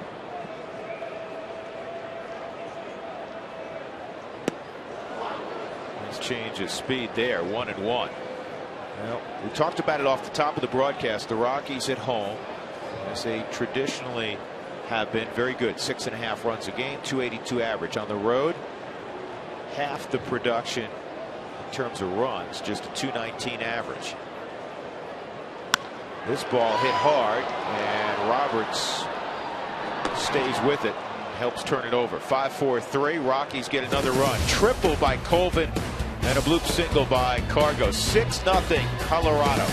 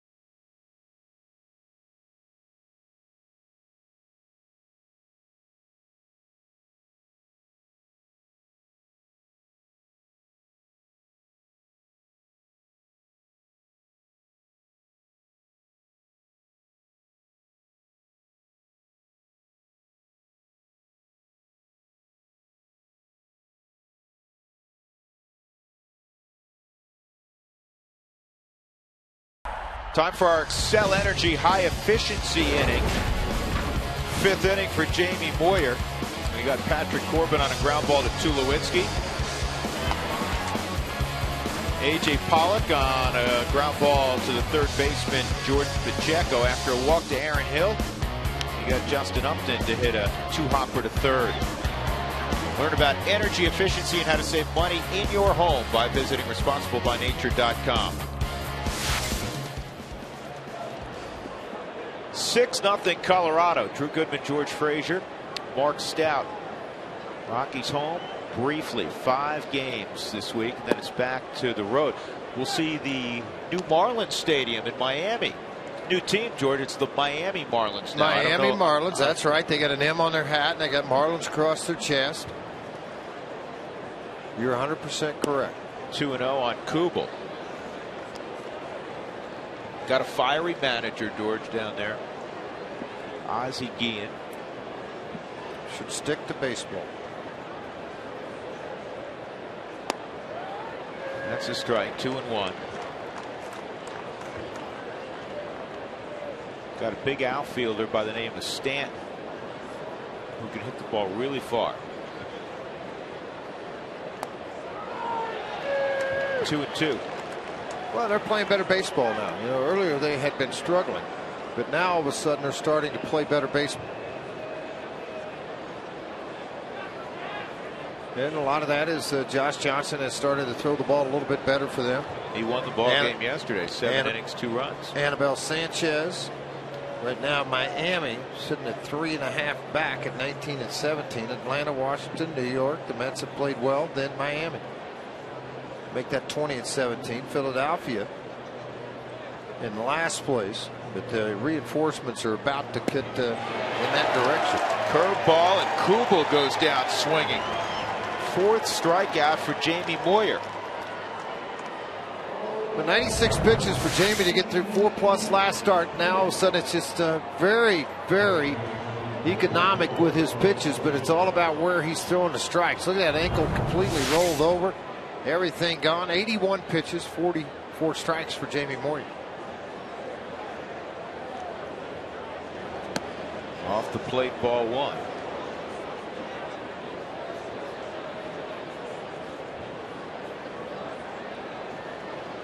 Hey, Drew, where's Hop these days? And what happened to the dancing tacos? I miss those little devils. Yeah, I do too. But Brad Hop's playing at Double-A for the Frisco Ball Club of the Texas Rangers. They did not want him to go.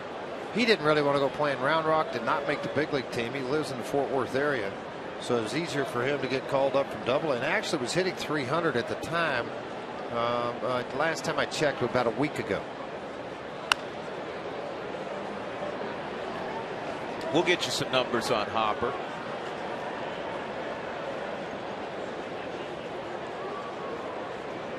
Rockies 8-10 right now at Coors Field. That's got to turn around, and it's got to turn around dramatically. On the outside corner, Brad in 26 games hitting .307, 3 home runs, 11 RBIs. And he's coming off Tommy John surgery. When was the last game he played, though, Doug? It's been a while, I think, since he got in the game. They'll have his last 10 if he'll press on his name. Inside out swing by Goldschmidt. It remains 2-2.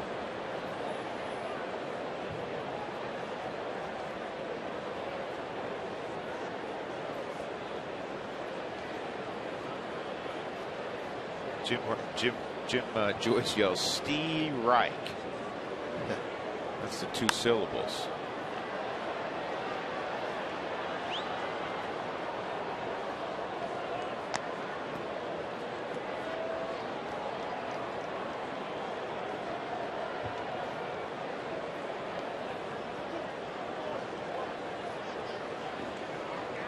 Whiff percentage. Somebody had asked a question about whiff percentage. That literally means of all their swings, they've taken 100 swings this year, and they swung and completely missed 23 times. Their whiff percentage would be 23%. That's not a made-up stat. I'm not messing with you. Got every stat imaginable in the game of baseball. Strike 3 on Paul Goldschmidt. That's 5 punch-outs for Jamie Moyer. Doing this more and more, George, in his outings. He's accumulating strikeouts. That's not what he wants to accumulate. He wants to accumulate ground ball outs and get out of the innings quicker, but you take whatever you can. You got a shutout working here on 4 hits in the top of the 6th and 2 outs. Ryan Roberts, a single and a ground ball to short.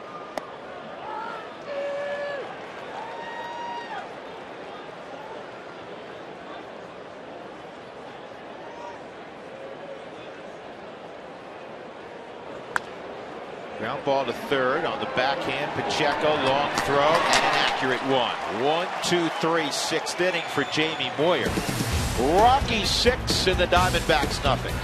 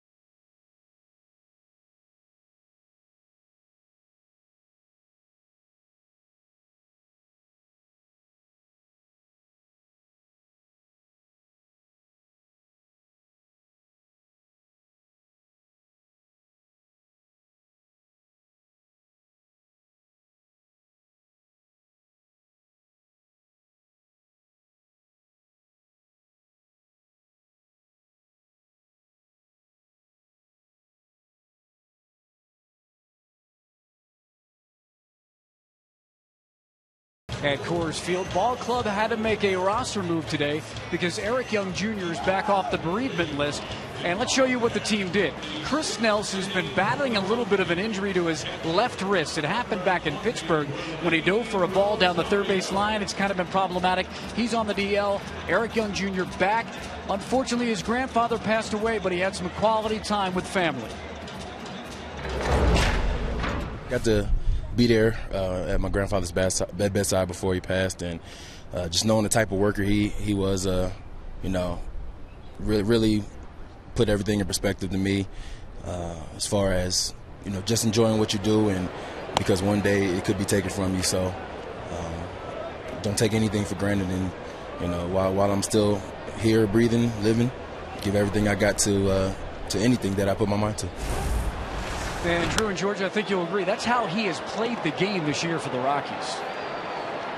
Yeah, that's how he goes about his business. Nice play. Way down the left field line. That's a long run for John McDonald. Well, Jr. is a hard worker because that man was a hard worker. George, I still remember back when they were saying Senior just couldn't play second base, and he was out every day before everybody arrived with Gene Glynn, who was the infield instructor back then, taking ground ball after ground ball at second base. He was. He worked at his game. I mean, was he a great second baseman? No. But he was an efficient second baseman. Pacheco's 2 for 2.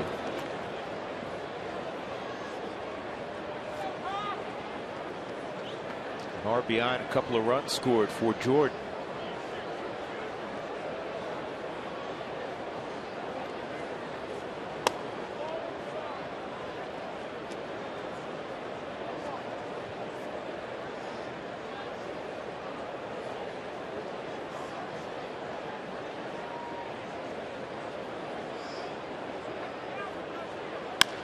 This ball's well struck center field, and it'll be tracked down by Pollock. Good read off the bat by Pollock.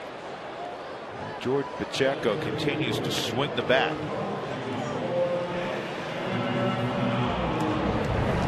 All about getting breaks, reaction to the baseball, playing him over into right center here. Just 2 or 3 strikes back, get up underneath the baseball and make the catch.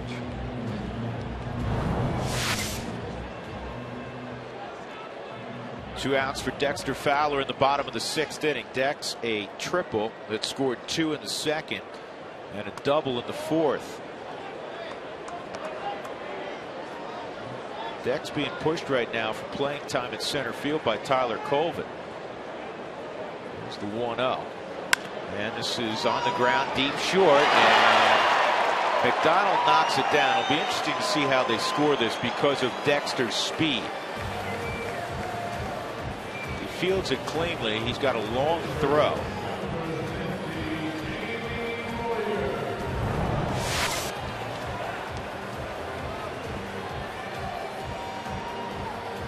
Don't know about that. I don't know if he could have got him or not.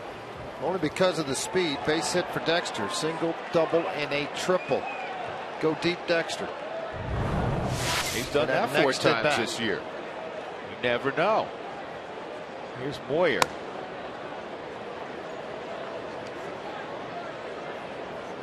Karen will celebrate Jamie's 51st base hit. A 2 RBI hit at that later on tonight. Karen looked absolutely shocked, didn't she? Run hard, honey. You can do it. You can get there. There's Karen Moyer.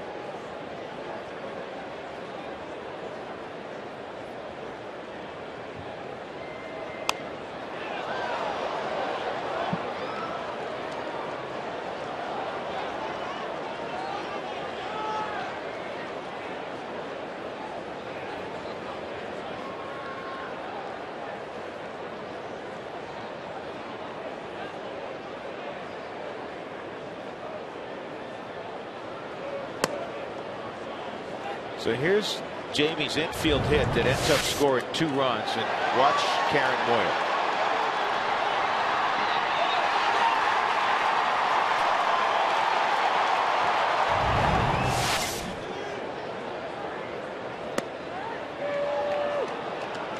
When she came to the park tonight, she was hoping her husband twirled the kind of game he's twirling tonight, shutout baseball. I don't think she really felt like he was going to be an offensive catalyst. No, I really didn't either. Ball 4, and there you just can't keep that Moyer off the base pass. And you wonder if that's the end of the run for Corbin. It will be. Well, maybe not. This is not Gibson coming out. It's Charlie Nagy again.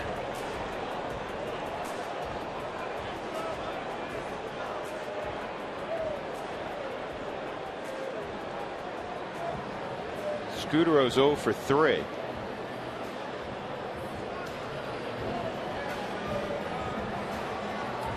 Stay connected this season by following Root Sports on Facebook and Twitter. Tell us what upcoming series you're most looking forward to this month.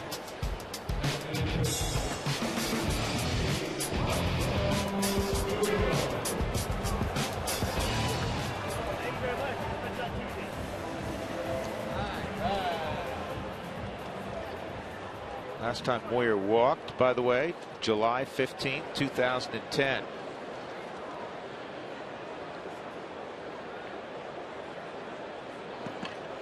So you don't see that anymore either. Put a jacket on to run the bases? Yeah, but when Jamie broke in, that's what pitchers did when it was a cooler evening. Even sometimes, George, when it wasn't cooler, automatically keep that arm warm. Time for tonight's CenturyLink high-speed pitch. Fast speed, a low monthly price. Visit CenturyLink.com. Corbin 92, Moyer 80. Scudero, 2 fly balls to left field. First one was very well struck. Also popped to short. And another pop up to left field. Kubel makes the catch. Rockies leave 2 aboard. We turn the page to inning number 7. The Rockies have all the runs.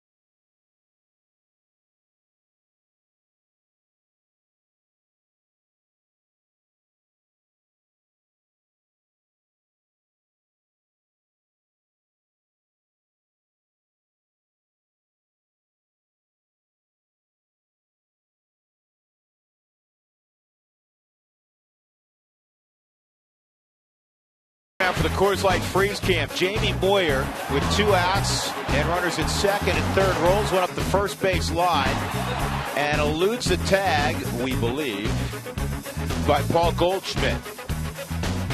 That's at least how Jim Reynolds at first saw it, most importantly. And the Rockies got 2 runs out of the deal.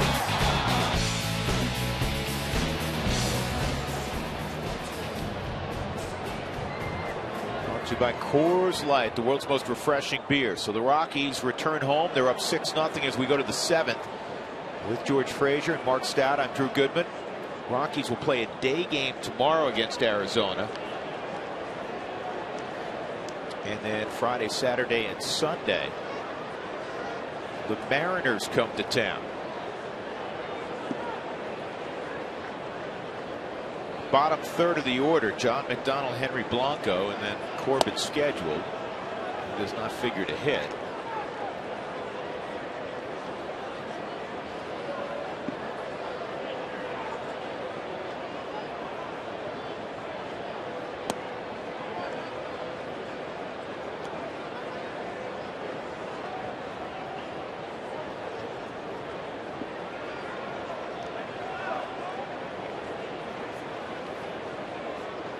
McDonald takes a strike.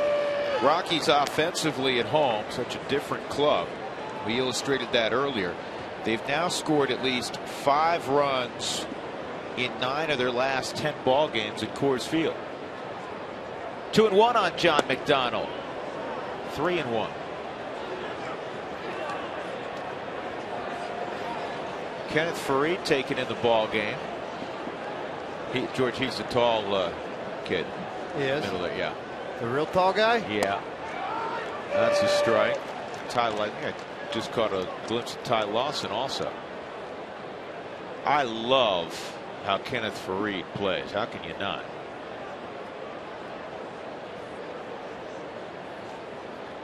High energy guy. This ball is lined toward Cargo. He lays out. Can't make the catch, and McDonald into second with a double.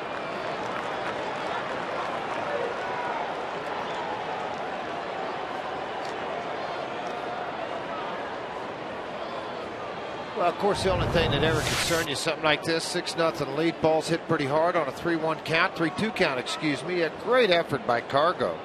Impact of the glove hitting the ground, pops out behind him. It also allowed McDonald to get into second base with a leadoff double. The Arizona Diamondbacks tonight 0 for 6 with runners in scoring position. The Colorado Rockies 4 for 7, excuse me. Henry Blanco at the plate, pop out, and a ground ball to third. Toward Colvin and right. He's got it. McDonald tagging up, and he'll move 90 feet. See who's going to come off the bench for Arizona.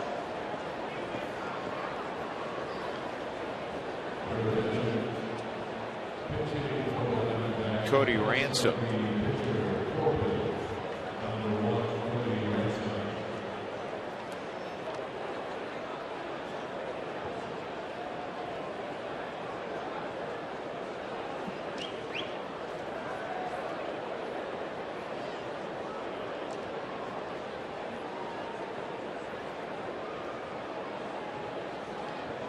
Well, for a great deal, ask about the Sweet 6-pack with savings of up to 25% off the regular price. 303 Rockies right now. Check out the Sweet Pack.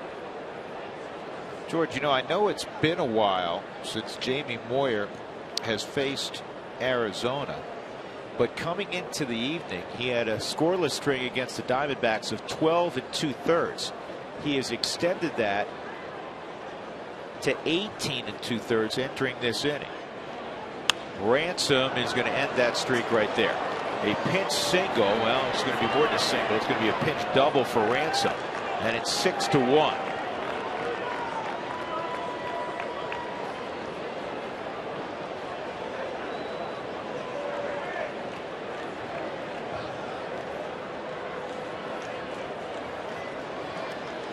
And Jim Tracy is going to go and get Jamie Moyer. He told us this in the 5th inning when he visited with us from the dugout. So Jamie's pitching great, but we need to start establishing some things at home. And if it looks like there's a hint of trouble, we'll flip it over to the bullpen. Jamie Moyer is going to get a big round of applause, not just from his wife Karen, from everybody in attendance. Terrific performance by Moyer as he goes 6 1/3.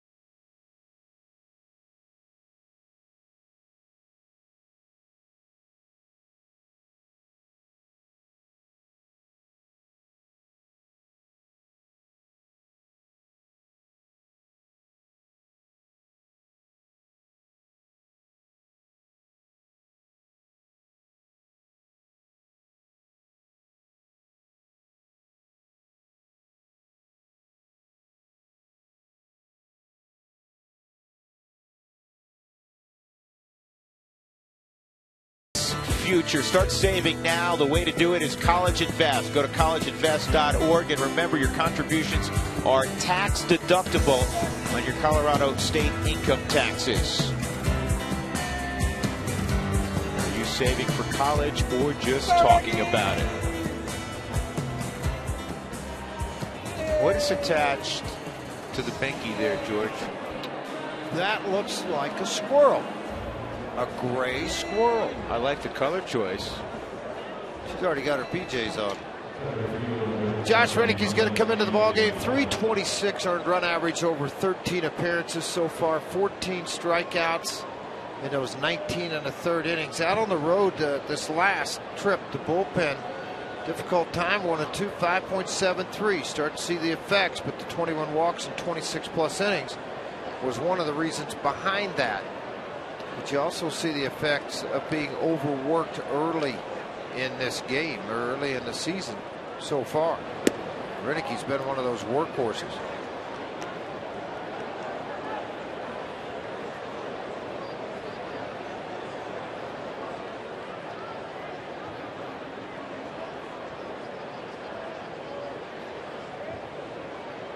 One-0 to Pollock, and that's in there, 1-1.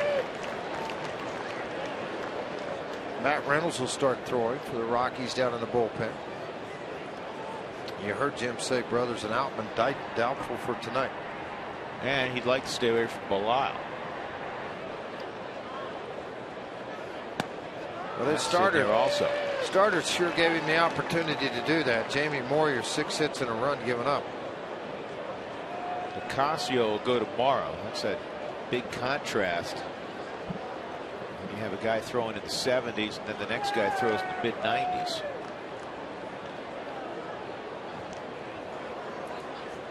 Renicke's got a pretty big arm also. 94 on that heater, fouled off. Challenges a lot of people. Gave up a run in his last outing, but the last 5 prior to that scoreless.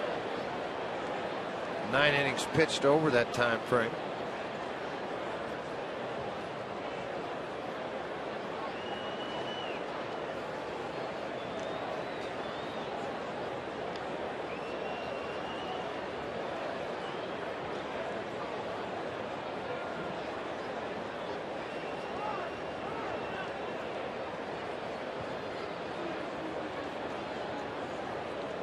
I was watching Jim Joyce, George, direct the ball game from behind the plate.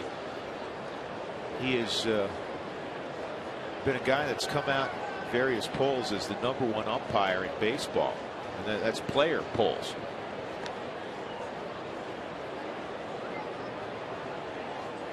Here's the 1-2 on Pollock, just missed.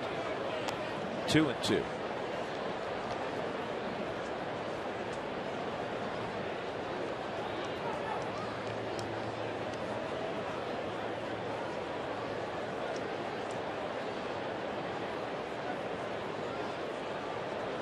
(6-1).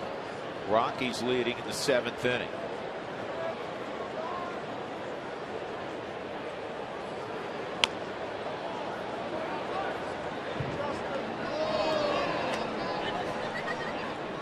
Kids, it's under your seat. No, it's right behind you. I'm eating the snow cone. Y'all can have the baseball. I don't care about the baseball. I got a monster snow cone. 2-tone, green and orange. I'm in. They got a couple. Yeah. Y'all go ahead and get the ball. That's why I brought you, Dad, to get the ball, okay? I'm here to eat. One for each kid. Perfect. Well, you can't share a snow cone. No, I'm talking about the baseballs. Yeah. Well, they were probably out for batting practice a little early, too, huh?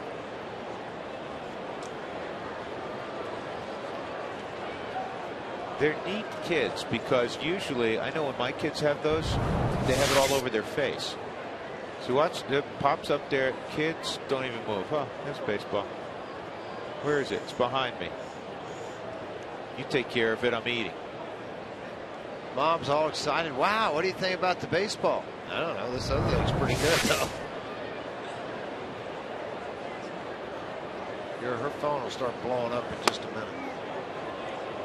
Everybody's saying, hey, you're on Root Sports watching the game. We see you down there. The kids are having the snow cones. Everybody's having a good time.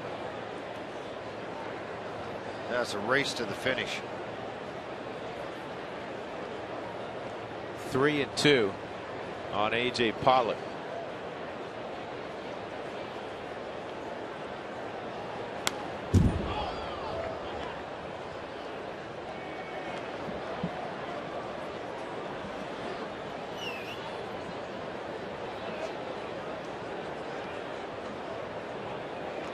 Oh no, he's doing the hand scoop. Yeah, he's got the hand scoop and the lick going. Dad just showed back up with another hot dog and a Coke.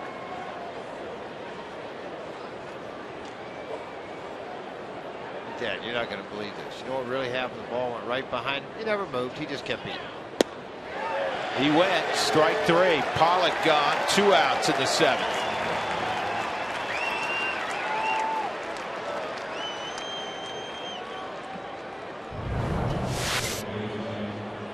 Good fastball. May have been looking for a slider in that sequence and committed to it and just couldn't hold anything up. Got the ball right by him on the outside half. Aaron Hill, 5 home runs, 14 driven in. 1 for 2 and a walk tonight.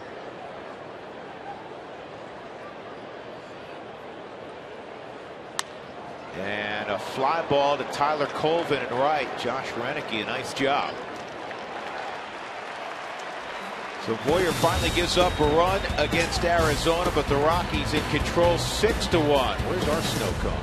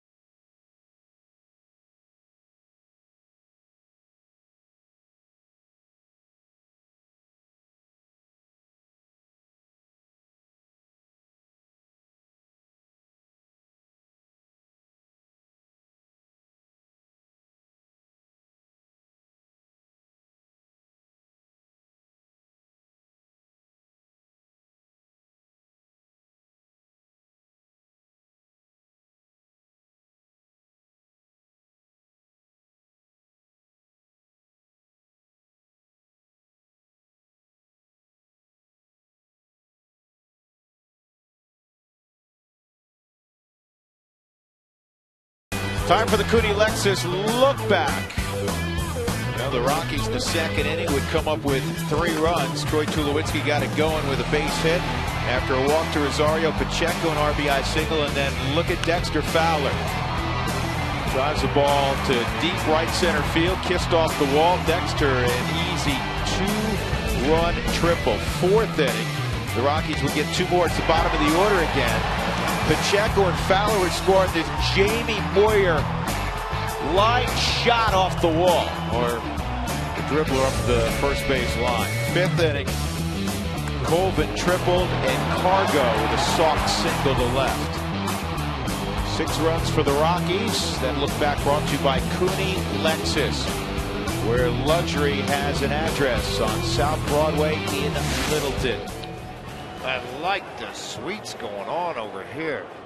Look at this. Oh, look at a little ice cream going on. Ty Lawson's got the ice cream. And look at that. He's got Ali over Liston. I like that. Ty Lawson looks like he's back on campus at North Carolina. Mike Zagorski's now in the ball game. He's got his backpack on. You see that? Yeah. Zagorski this year, 614 earned run average. First trip to the big leagues came in 2007. Got injured Pitched in 25 games, got his first win that year, and it was injured, did not play in 2008. It was a long battle back, 2010, 2011. Sparingly, just 12 games at the big league level for him. He's only started a handful of games, 10 in his baseball career, which started in 2005 when the Phillies took him in the 12th round.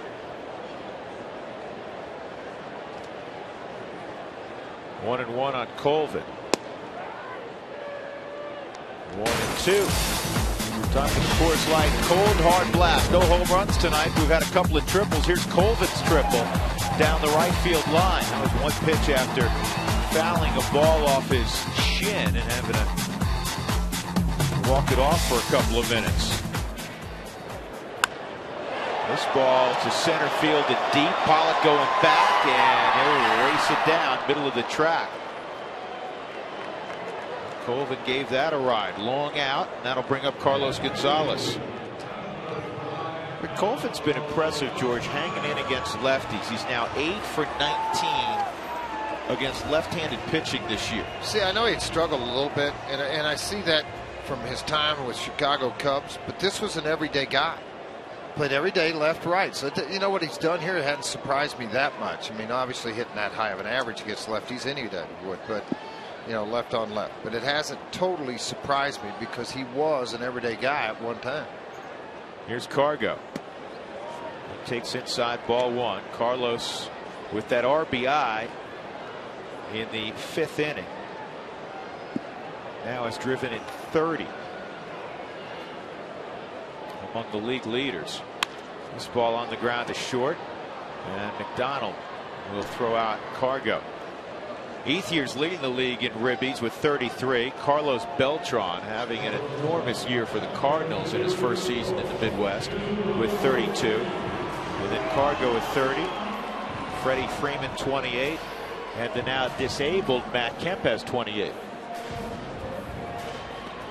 It's going to be interesting, George, how the Dodgers handle the fact that their main cog, Kemp, is going to be down for a couple of weeks. Well, it's going to be difficult, obviously, but with Andre Ethier as hot as he has been, and you know they've signed some older guys to have him come in and try to do some things. Aaron Miles is in Arizona getting in shape. He's supposed to go to Albuquerque, come there. He could be a middle infield, third base. Got hit 275 for him a year ago. They lost tonight to San Diego 4-2. Capuano took the loss, his first of the year.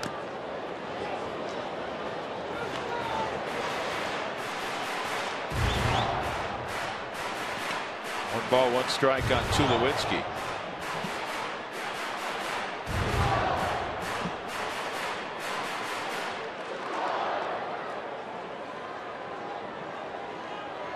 Washington a winner over Pittsburgh 7-4.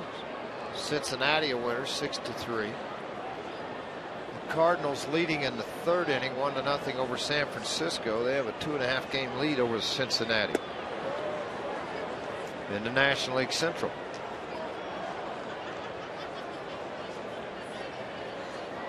Two and one on Troy. Crowd of 32,162 tonight.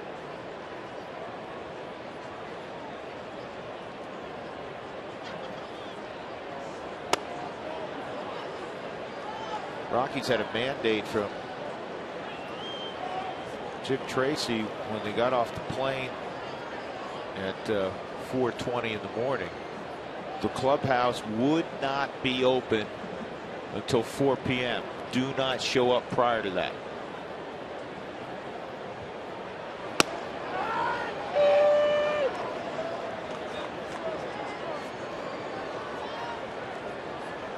Rockies didn't hit on the field today after the late night. Arizona got it pretty late also. They landed around 3 in the morning from LA. 3-2. And Troy hits a high fly ball to Justin Upton. Zagurski, a 1-2-3 7th inning. We move to the 8th, the Rockies 6, and the Arizona Diamondbacks 1.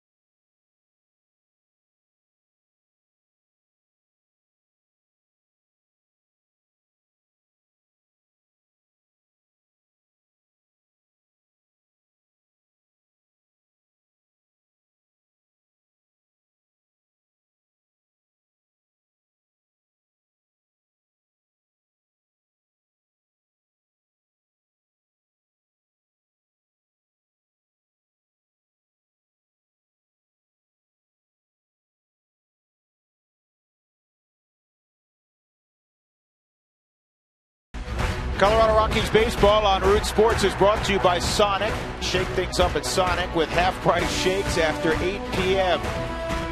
By College Invest. Are you saving for college or just talking about it? By Wells Fargo. Wells Fargo customers get your 2-for-1 Rockies tickets today by going to wellsfargo.com/Rockies. Wells Fargo Bank, member FDIC. And by Ram Trucks. Guts, Glory, Ram.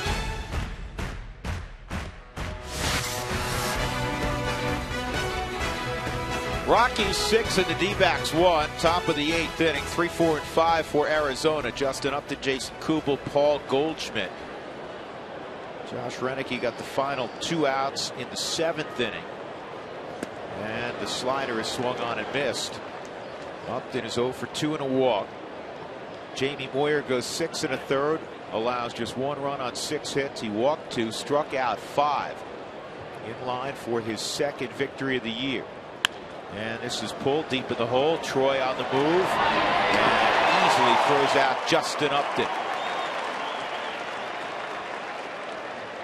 Smooth operator. Well, hitting the road, subscribe to MLB.tv to see every Rockies out-of-market game online and on your favorite devices in HD quality when you're not at home.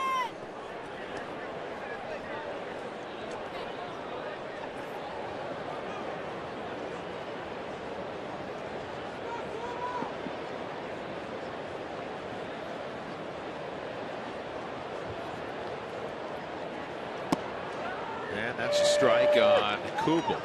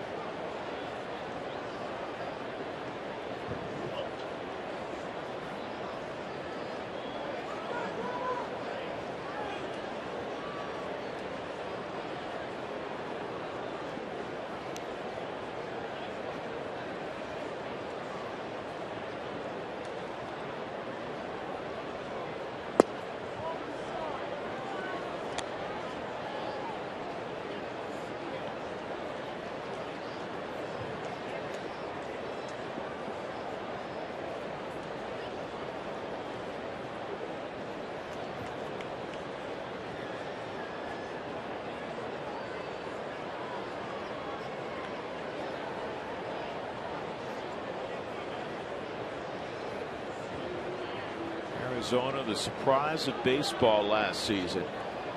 After losing close to 100 games 2 years ago, they won 94 last year. Won the division going away. But I don't think anybody saw Kennedy winning 20+, Hudson 16, Cole Mentor 10. Came out of the clear blue, which is what you have to have those kind of turnarounds. That's something else Kirk Gibson was talking about today. Lovers of baseball get it, but it really, unless you sit where those guys do, George, and where you sat, it's hard to comprehend the length of the season. You just keep grinding away. And even when the record is ugly, you realize that it is possible to turn things around, and sometimes dramatically so. Well, it's up to you. If you want to go out and turn it around and win 8, 9, 10 in a row, lose 1, win 10 in a row, experience that here with the Rockies 07 and 09. Fun time to watch baseball when that starts rolling. Kirk was talking about when he was with Detroit, they were a game and a half back with about 10 to play. They went in to play Toronto 4 games. This is back before Rogers Center, George. And Toronto had 2 ninth-inning comebacks in the first 2 games to win, so now they're 3.5 up. They win again on Saturday. They're 4.5 up. And before the game on Sunday, Gibson was talking to a reporter, and he kind of nonchalantly, just to say it, said, you know what? He said, they're doomed. Toronto just won 3 in a row. He said, we're going to win today, and we're going to catch them and win the division.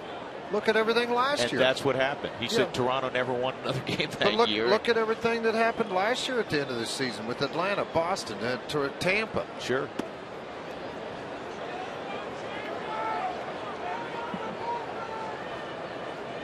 Two and nothing now after the walk to Kubel. 2-0 on Paul Goldschmidt. A couple strikeouts and a double for Goldschmidt.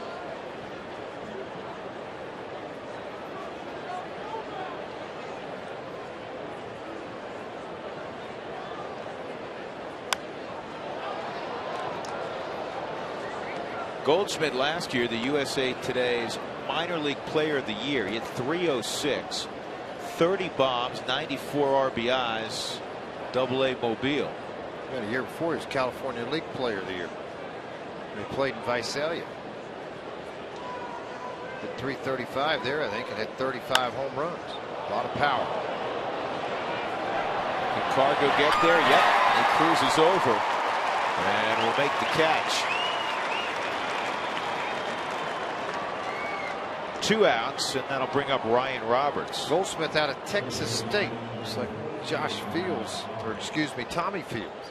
Tommy Field, yeah. With the Colorado Rockies playing at AAA, also out of Texas State. Another player signed by Dark Cox. Just saw Josh Fields' name somewhere, former Oklahoma State star with the Rockies last year. Playing with Albuquerque at AAA with the Dodger organization. There you go.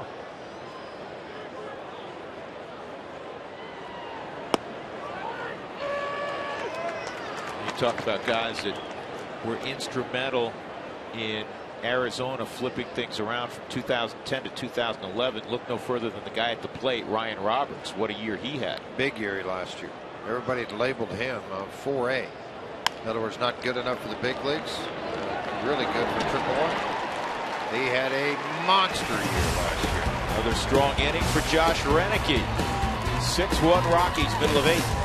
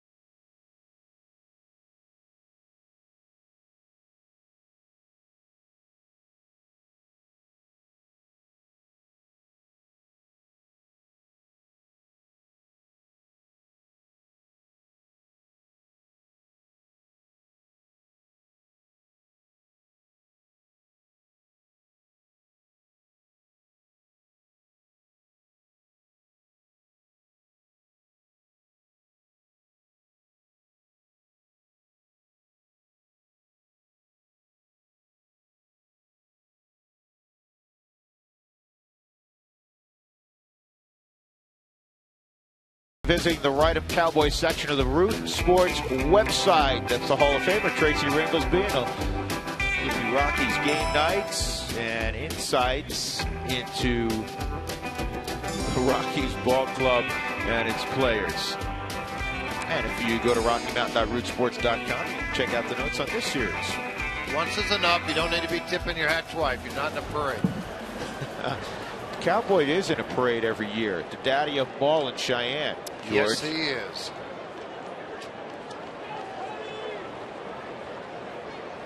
And Michael Kadire will lead things off. This is Ziegler. And stabbed by the first baseman Goldschmidt. Ziegler gets over and covers 1 out.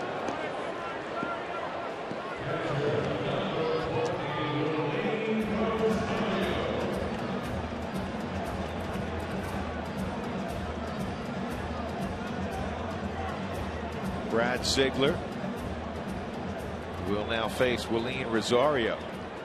May 20th, you'll all receive a magnet if you show up for the ball game for Strikeout Stroke Day, as we raise awareness of the warning signs of a stroke. May 20th, receive a magnet here at the ballpark.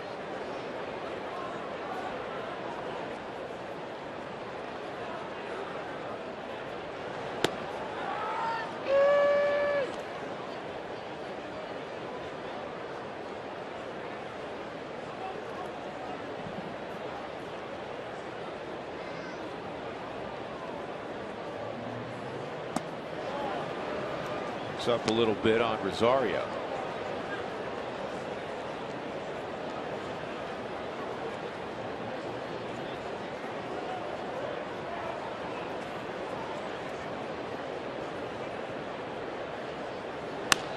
This ball line to right field. Upton will make the catch.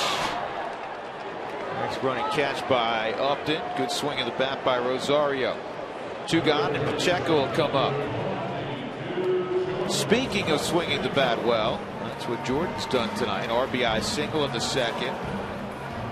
Line single to center and a run scored in the fourth, and a line shot to deep center field in the sixth inning that was caught. Scored a couple of runs. I know that the guy in the on deck circle is really hoping he gets on, because Dexter has a single, double, and a triple. At least just give me a shot at it. Ziegler, a graduate of the, at that time, Southwest Missouri State University in Springfield, now known as Missouri State. Big Ryan Howard went. They've turned out a lot of players. Ross Detweiler starting for the Washington Nationals, #1 draft pick out of Missouri State. So yeah, they've had a few guys run through there. Philly needs Billy Miller. Billy Miller, batting champion. Boston Red Sox working for the Dodgers in the front office now. I say the Phillies in the worst way need that big kid back at first. Yeah, and he's getting closer. The one guy that's not, it's kind of a secret to everybody, has been Utley, the second baseman. They're not sure when he's going to get back. Brian Howard's starting to swing it off the tee a little bit. Now Philadelphia is paying for their absence.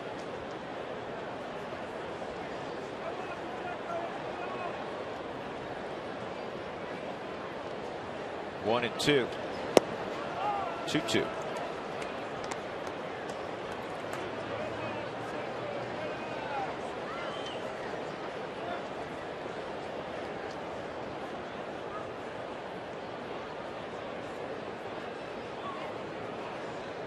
Bottom of the eighth inning, Rockies leading 6-1.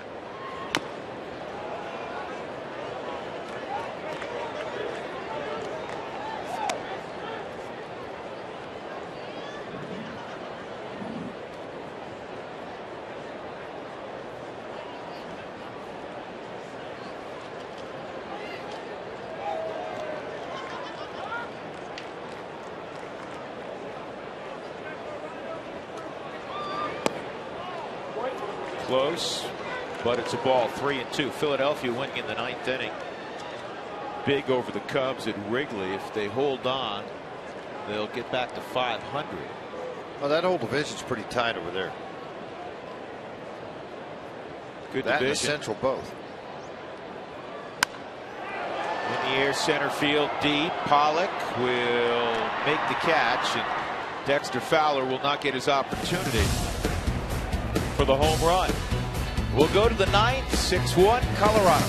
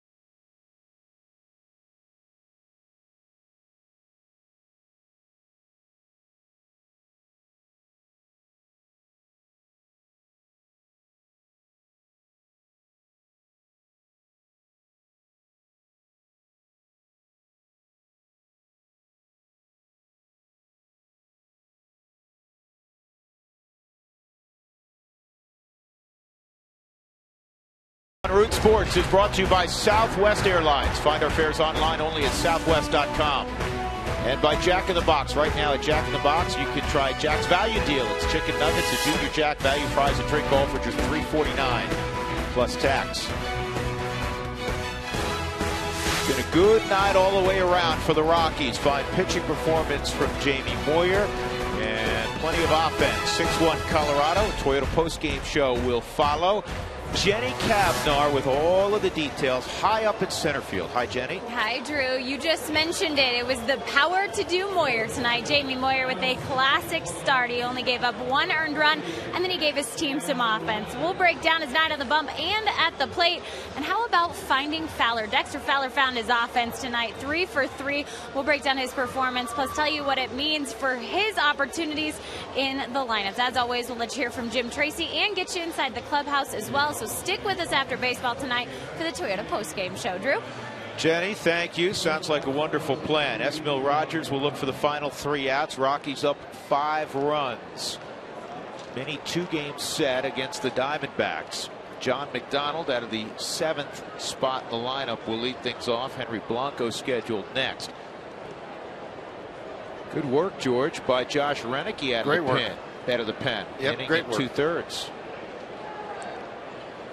The thing I like about Josh, what he doesn't do is panic. He might walk a guy, may give up a base hit, but he's going to continue to give you that same strong effort, just make the job happen the way it needs to. Fastball Denise at 96, a strike on McDonald. Well, no secret, Esmil Rogers got to come out throwing strikes, quality strikes, get the ball by people. And I think to find a role some way. A lot of people say 1-inning exposure is the best way to go with him. Well, you gain that trust from Jim Tracy throwing the 1 inning, and you're going to get a whole lot of those.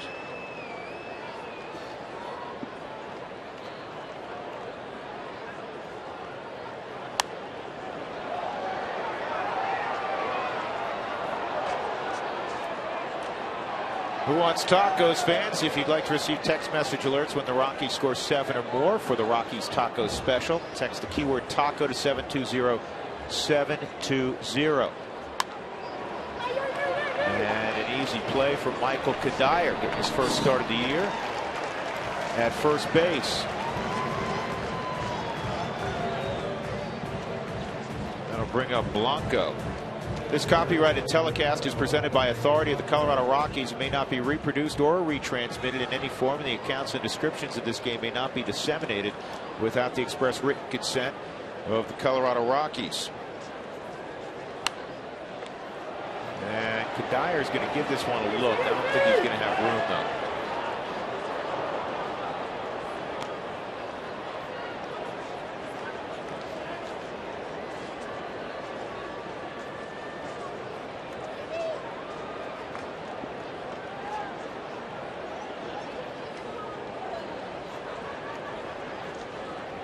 Gerardo Parra's on deck. 2-strike count.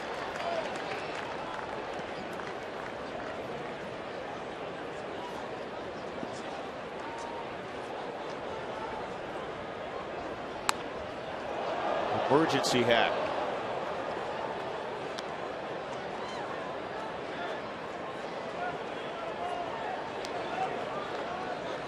Well, that's Esmil Rogers. Had that up and down season so far. It's frustrating at times because Esmil possesses great stuff. This is up the elevator shaft. Rosario, look out. Got the good feet. 2 outs. You've described, George, there aren't many guys who are free and easy at 97 with a plus curveball, but he makes mistakes. He makes mistakes, but here's the thing about it for me more than anything else. There's been 4 years of trial and error.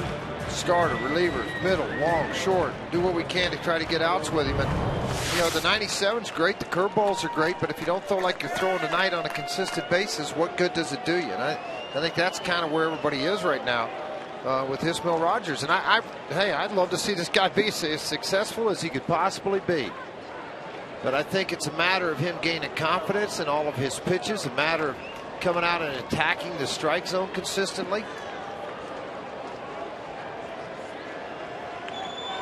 2 outs, nobody on. There's that breaking ball. Strike one on the inside corner. Everything he throws is off the charts plus, meaning it's a plus slider, plus curveball, plus changeup. But it's a minus location at a lot of times. It's 2 nasty breaking balls in a row. That's closer type stuff. I mean, that's guys that's going to shut down 9th innings. So when you see it thrown like this at times, it's obviously between the ears more than it is physical. 0-2. And he went. That's the ball game. Rogers got the final 3 outs, and he ends it with an exclamation point. Striking out Gerardo Parra. Very, very nice return to Coors Field for the Rockies after a late night in San Francisco, winning 5-4. A good night for Dexter Fowler at the plate. Jamie Moyer gets his 2nd win at the age of 49. And the Rockies have won 2 straight for the first time since April.